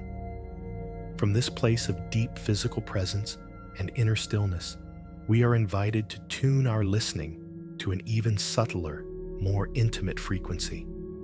It is time to tune out the imagined noise of the world and to tune into the quiet, rhythmic, and profoundly reassuring sound of your own heartbeat. For your entire life, this sound has been with you. It was the first rhythm you ever knew, the gentle drumming you heard while floating in the warm, dark safety of the womb. It is the unwavering soundtrack to your every experience, every moment of joy, every moment of sorrow, every quiet night, and every bustling day. Through all the performances, all the striving, all the moments of feeling unseen, this steady, faithful beat has been there, quietly affirming your existence from the very center of your being. It is the ultimate proof of your presence, a constant, authentic rhythm beneath all the synthetic noise of the world. Tonight, we will let this sound become our lullaby. You may not be able to hear it with your ears, and that's perfectly okay. This is not about straining to listen. It is about a gentle, inward shift of attention. It is about feeling more than hearing. Let your awareness, which has been scanning your body, now come to rest in the center of your chest, in the area of your physical heart.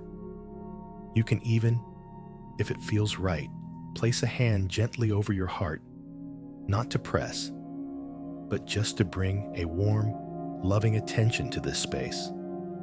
The simple act of touch can help to focus the mind and awaken a deeper sensitivity. As you rest your awareness here, simply be open to any sensation. You might begin to feel a very subtle, gentle pulsing, a rhythmic, quiet thrumming that reverberates through your chest. It may be faint at first, like a distant drum. Don't try to force it. Just be patient. Be receptive. The more your body relaxes, the more the background noise of tension and thought subsides, the clearer this inner rhythm will become. It is like waiting for your eyes to adjust to the dark. At first, you see nothing. But as you wait patiently, the subtle shapes and shades of the room begin to emerge. In the same way, as you rest in the quiet, the subtle rhythm of your own life force begins to make itself known. Feel this steady beat. Thump, thump, thump, thump, thump, thump. This is not a rhythm that you have to create or maintain. It is happening all by itself, a gift of grace. It is the engine of your life, tirelessly working in the dark, asking for nothing in return. As you tune into it, let a sense of gratitude arise. Gratitude for this faithful, biological miracle that has sustained you through everything. In the crowded room, you might have felt out of sync, out of rhythm with everyone else. But here, you are discovering your own perfect, internal rhythm. This beat is your truth. It is the tempo of your own unique life.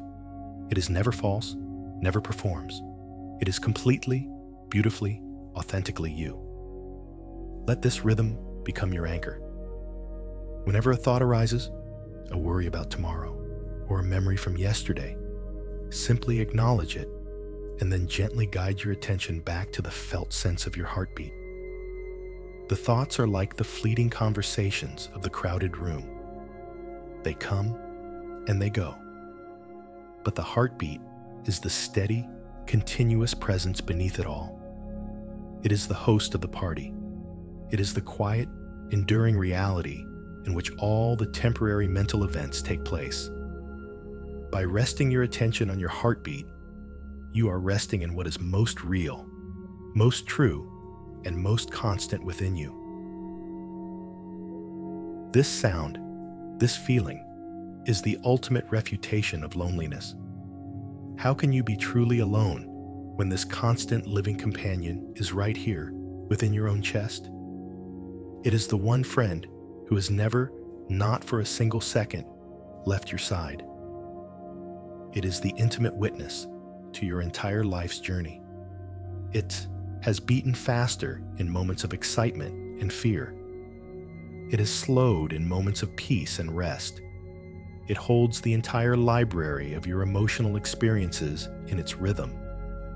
To listen to your own heartbeat is to listen to the story of your own life, told in a language more ancient and more truthful than words.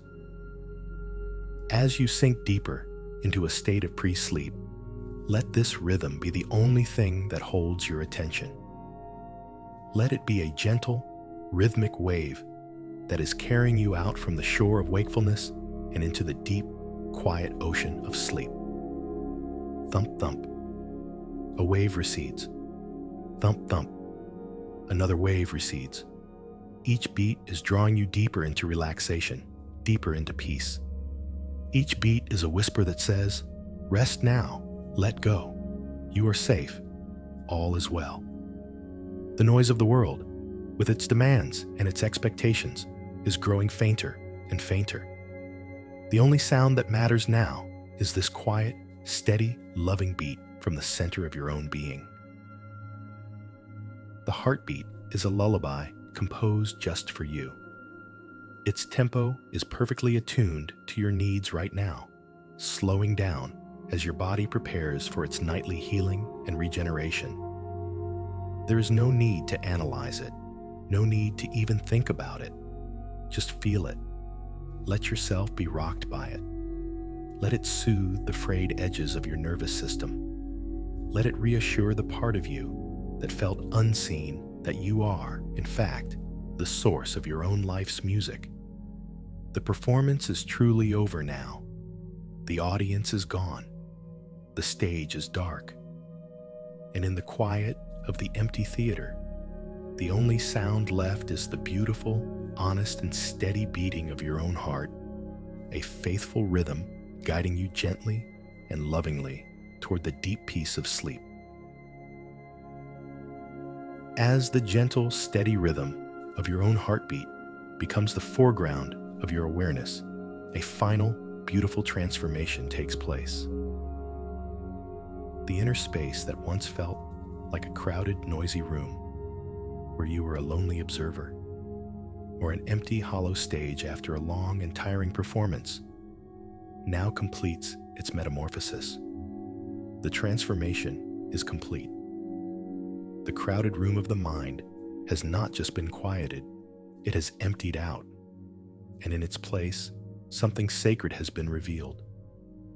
This inner space is no longer a stage for performance, nor is it a chamber of echoes. It has become what it was always meant to be, a quiet, safe, and deeply personal sanctuary for rest. Feel this shift in the very atmosphere of your inner world. The air is different now. The frantic, electric buzz of social anxiety has been replaced by a deep and resonant stillness. The harsh, fluorescent lighting of self-judgment has been dimmed, and in its place is the soft, warm glow of self-acceptance. The echoes of hollow laughter and superficial conversation have faded completely, and the silence that remains is not an empty silence. It is a rich, full, and benevolent quiet. It is the silence of a cathedral after the last prayer has been whispered. It is the silence of a deep forest at midnight. It is a living silence, pregnant with peace and the potential for deep restoration. Let's take a moment to look around this inner sanctuary that you have uncovered. Let's appreciate its architecture, an architecture built not of fear and defense, but of gentleness and self-compassion. The walls of this sanctuary are no longer the invisible, isolating panes of glass that separated you from the world. The walls are now made of a different material. They are made of self-acceptance. They are sturdy, yet permeable. They are strong enough to keep out the harsh judgments and unrealistic expectations of the world, but they are soft enough to allow genuine connection and love to flow through. These are the walls of healthy boundaries, built not to isolate, but to protect the sacred space within, so that you can engage with the world from a place of fullness, not of need. The floor of this sanctuary is paved with the solid ground of your own being, the deep sense of physical presence you cultivated by feeling your own weight. It is unshakable. You can feel its support beneath you, a constant reminder of your own reality, your own right to be here. This floor is not brittle or hard. It is like the rich, dark earth of a forest, firm enough to hold you, but soft enough to absorb any stumbles, any moments of doubt. It is a foundation of profound self-trust. You know, on a deep, cellular level, that you can hold yourself, that you have a place to stand that is entirely your own. And the ceiling of this sanctuary? It is the vast, open sky of your own awareness. It is boundless. It is the part of you that has learned to witness your thoughts and feelings without getting entangled in them. It is the spaciousness that allows clouds of emotion, joy, sadness, even the occasional wisp of loneliness to drift by without ever obscuring the brilliant, clear blue of your essential nature. There is no sense of being trapped or confined here. There is only a sense of infinite, peaceful space, a space to breathe, a space to be. In the center of this sanctuary is the source of its warmth and light, the gentle, glowing ember of your own compassionate heart whose steady rhythm is the only sound here. This is the hearth, the central fire you have been tending to throughout our journey together. It is the light of your own kind attention, the warmth of your own unconditional self-love. It is the unwavering flame that banishes the cold shadows of self-criticism and fear. As long as this fire is tended, this sanctuary will always be a place of warmth, safety, and refuge. It is your eternal home. To be here, in this inner sanctuary, is to know the true meaning of solitude. It is no longer a punishment or a lack. It is a privilege. It is a chosen state of being where you can commune with the deepest, wisest part of yourself. It is here that your creativity is born. It is here that your spirit is replenished. It is here that you heal. The world, with its crowded rooms, can be a beautiful and exciting place to visit, but this sanctuary is where you live. Knowing this, having access to this, changes everything. You can move through the world with a new sense of ease and confidence because you are no longer searching for a home out there. You are simply walking out from the front door of a home that is already and will always be yours. As sleep begins to draw near, feel yourself settling into the very heart of this sanctuary. Imagine you are curling up on the softest cushions right beside the warm hearth of your own heart. The walls of self-acceptance are strong around you. The floor of self-trust is solid beneath you. The vast sky of awareness is peaceful above you. There is nothing to fear here, no one to impress, nothing to prove. You have finally arrived at the place you were searching for all along, not in another person's eyes or in the approval of the crowd, but in the quiet, loving center of your own being. The loneliness was a key. It was a strange and sometimes painful gift, a key that you held in your hand for a very long time without knowing which door it would open. Tonight, you found the door. You turned the key, and you stepped through, not into another, better crowded room, but into the profound and peaceful solitude of your own sacred inner space. This is the ultimate resolution. The problem was never the room. It was the feeling of being homeless within it. Now, you are home. And from this home, you can rest. You can heal. And you can prepare in the deep, silent peace for the gentle journey into the healing darkness of sleep.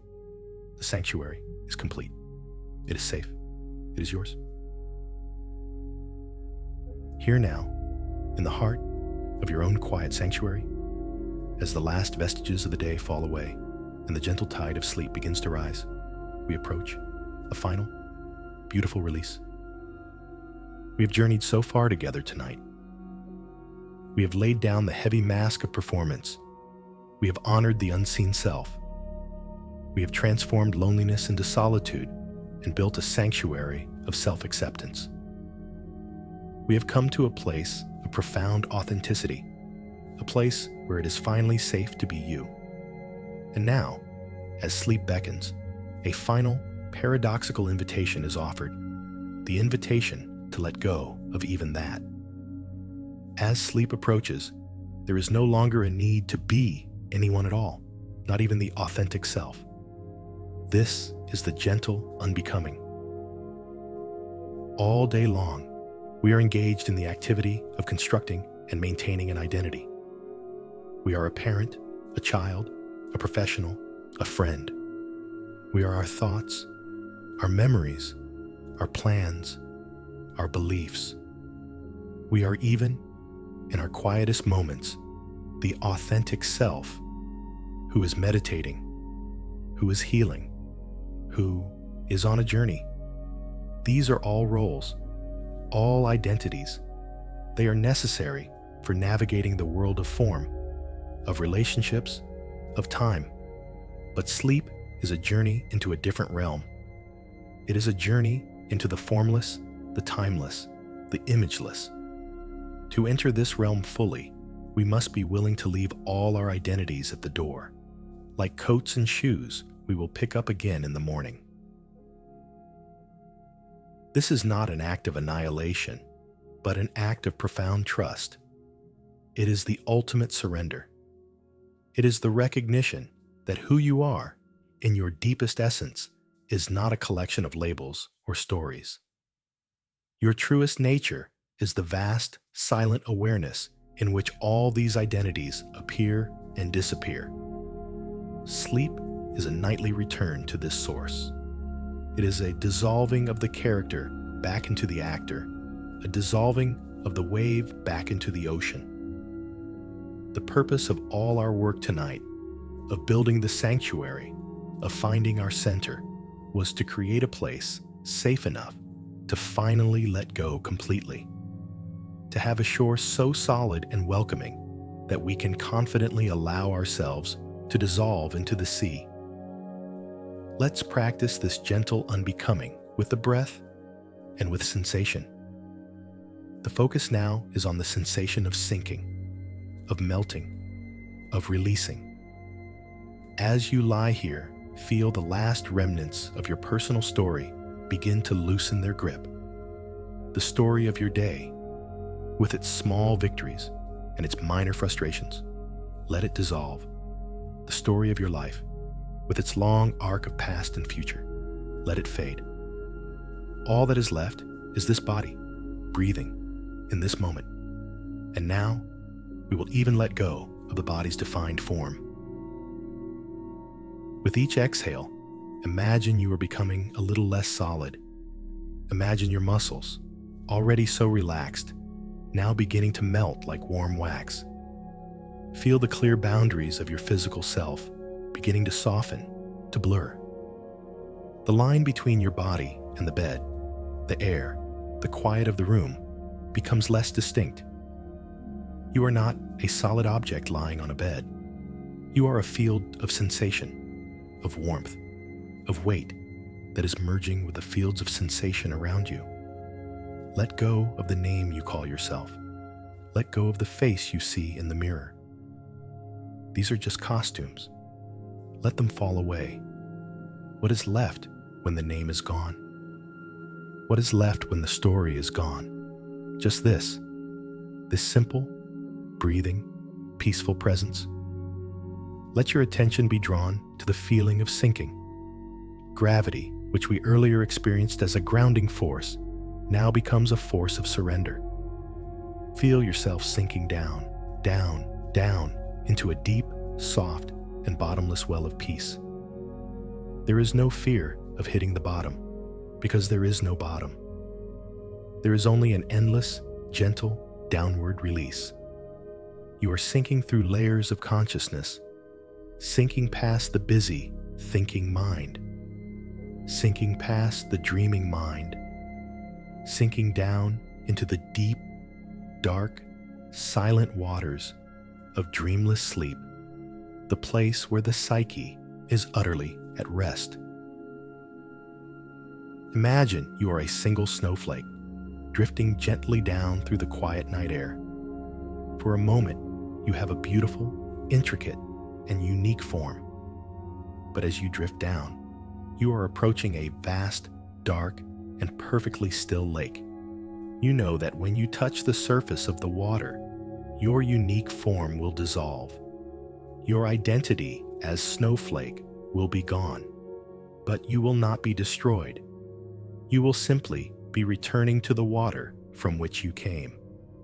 You will be rejoining the whole. Sleep is this nightly return to the lake.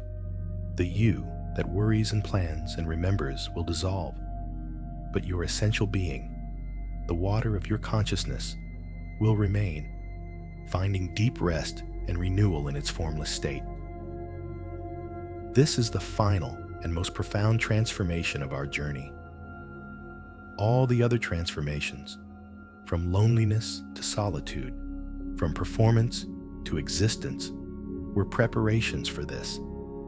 They were about becoming a self that was whole enough and strong enough to finally let go of being a self at all. It is the great paradox of the spiritual path. We work so hard to build a healthy, integrated ego, but the final purpose of that healthy ego is to be able to surrender itself willingly, joyfully, into the mystery of what lies beyond it. So, with your last few moments of conscious awareness, let this be your only intention: to release. Release the day. Release the identity. Release the effort to be anywhere or anyone. Trust the intelligence of your body and the wisdom of the universe to take care of you. The part of you that is you has done its work for the day. Its job is over. Now, it is time for the deep, mysterious, and silent processes of life to take over. You are not falling asleep. You are being received by sleep. You are letting yourself be drawn into a deep, loving embrace.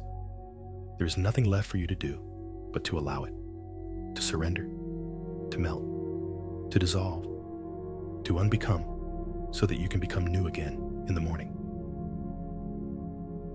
In this final, gentle drift toward the shore of sleep, as the last layers of identity dissolve, we can frame this nightly passage not as an ending, but as the final and most profound metamorphosis of the day. We have explored the intricate architecture of our own loneliness, transforming it from a prison into a sanctuary. We have witnessed the gentle alchemy of feeling, watching a painful ache transform into a quiet strength. Now, we stand at the threshold of the ultimate transformation, the surrender into sleep. This is not a void, not a simple shutting down. It is an active, deeply intelligent, and essential process of healing and reorganization. In the quiet dark, without any audience, without any conscious effort from the self we know, the psyche undertakes its most sacred and mysterious work. Think of the caterpillar in the chrysalis. During the day, we are the caterpillar, crawling through our world, consuming experiences, navigating challenges, being a distinct and busy self. When we enter the sanctuary of our bedroom and begin the journey towards sleep, we are spinning the chrysalis around ourselves. The processes we have explored tonight, the letting go of the mask, the grounding in the body, the quieting of the mind, are all part of weaving this safe and sacred container. And sleep itself is the great dissolution. It is the moment we surrender to becoming the imaginal soup within the chrysalis, letting go of our caterpillar form completely, trusting that a mysterious, innate intelligence knows how to reorganize us into something new. In the deep, silent dark of dreamless sleep, the mind rests in its source. The nervous system, frayed by the day's performances and anxieties, recalibrates. The body repairs its cells. Memories are consolidated, with the brain working like a wise librarian, filing away what is important and letting go of the trivial noise. This is a profound act of mental and physical hygiene. We are cleansed, not just of the day's physical grime, but of its psychic residue. The subtle tensions from that awkward conversation, the lingering worries about tomorrow's tasks. In the alchemy of sleep, these are gently dissolved, their energy recycled back into the neutral ground of our being. We are not just resting, we are being renewed. And then there are the dreams. The dreaming mind is a master artist, a poet, a therapist. It takes the raw material of our waking lives, our hopes, our fears, the people we met, the feelings we didn't allow ourselves to fully feel, and it weaves them into surreal and symbolic tapestries. Dreams are the landscape of the unseen self, a place where it can speak to us in its native language of image and metaphor.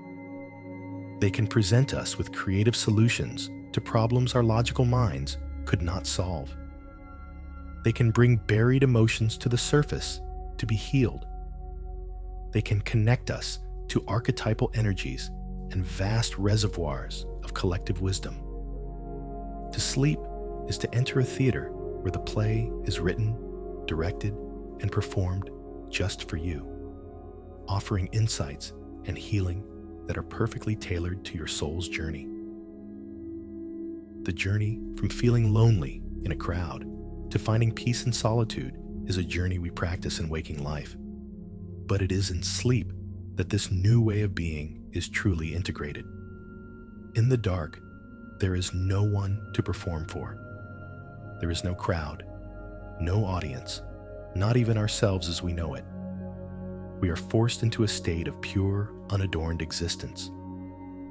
Sleep is the ultimate practice of being, not doing. It solidifies the lessons of our waking meditation. It teaches our very selves that it is safe to let go, that our worth is not in our performance, and that in the silence, in the surrender, lies our greatest strength and deepest healing.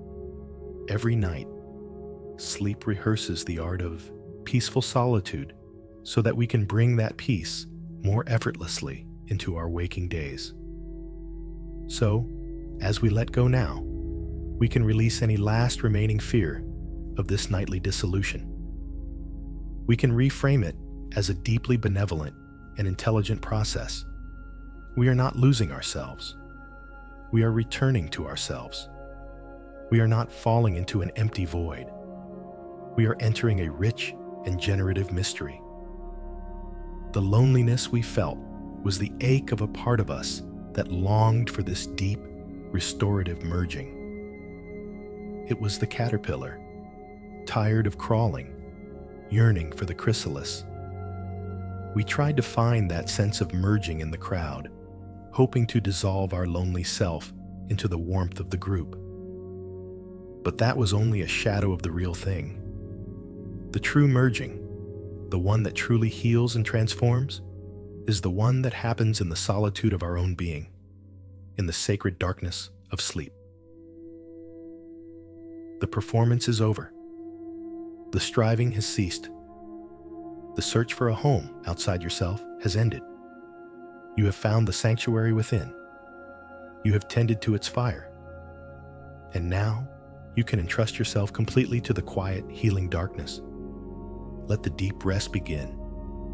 For the transformation continues, not by your effort, but by grace in the silent, healing, and mysterious alchemy of the dark.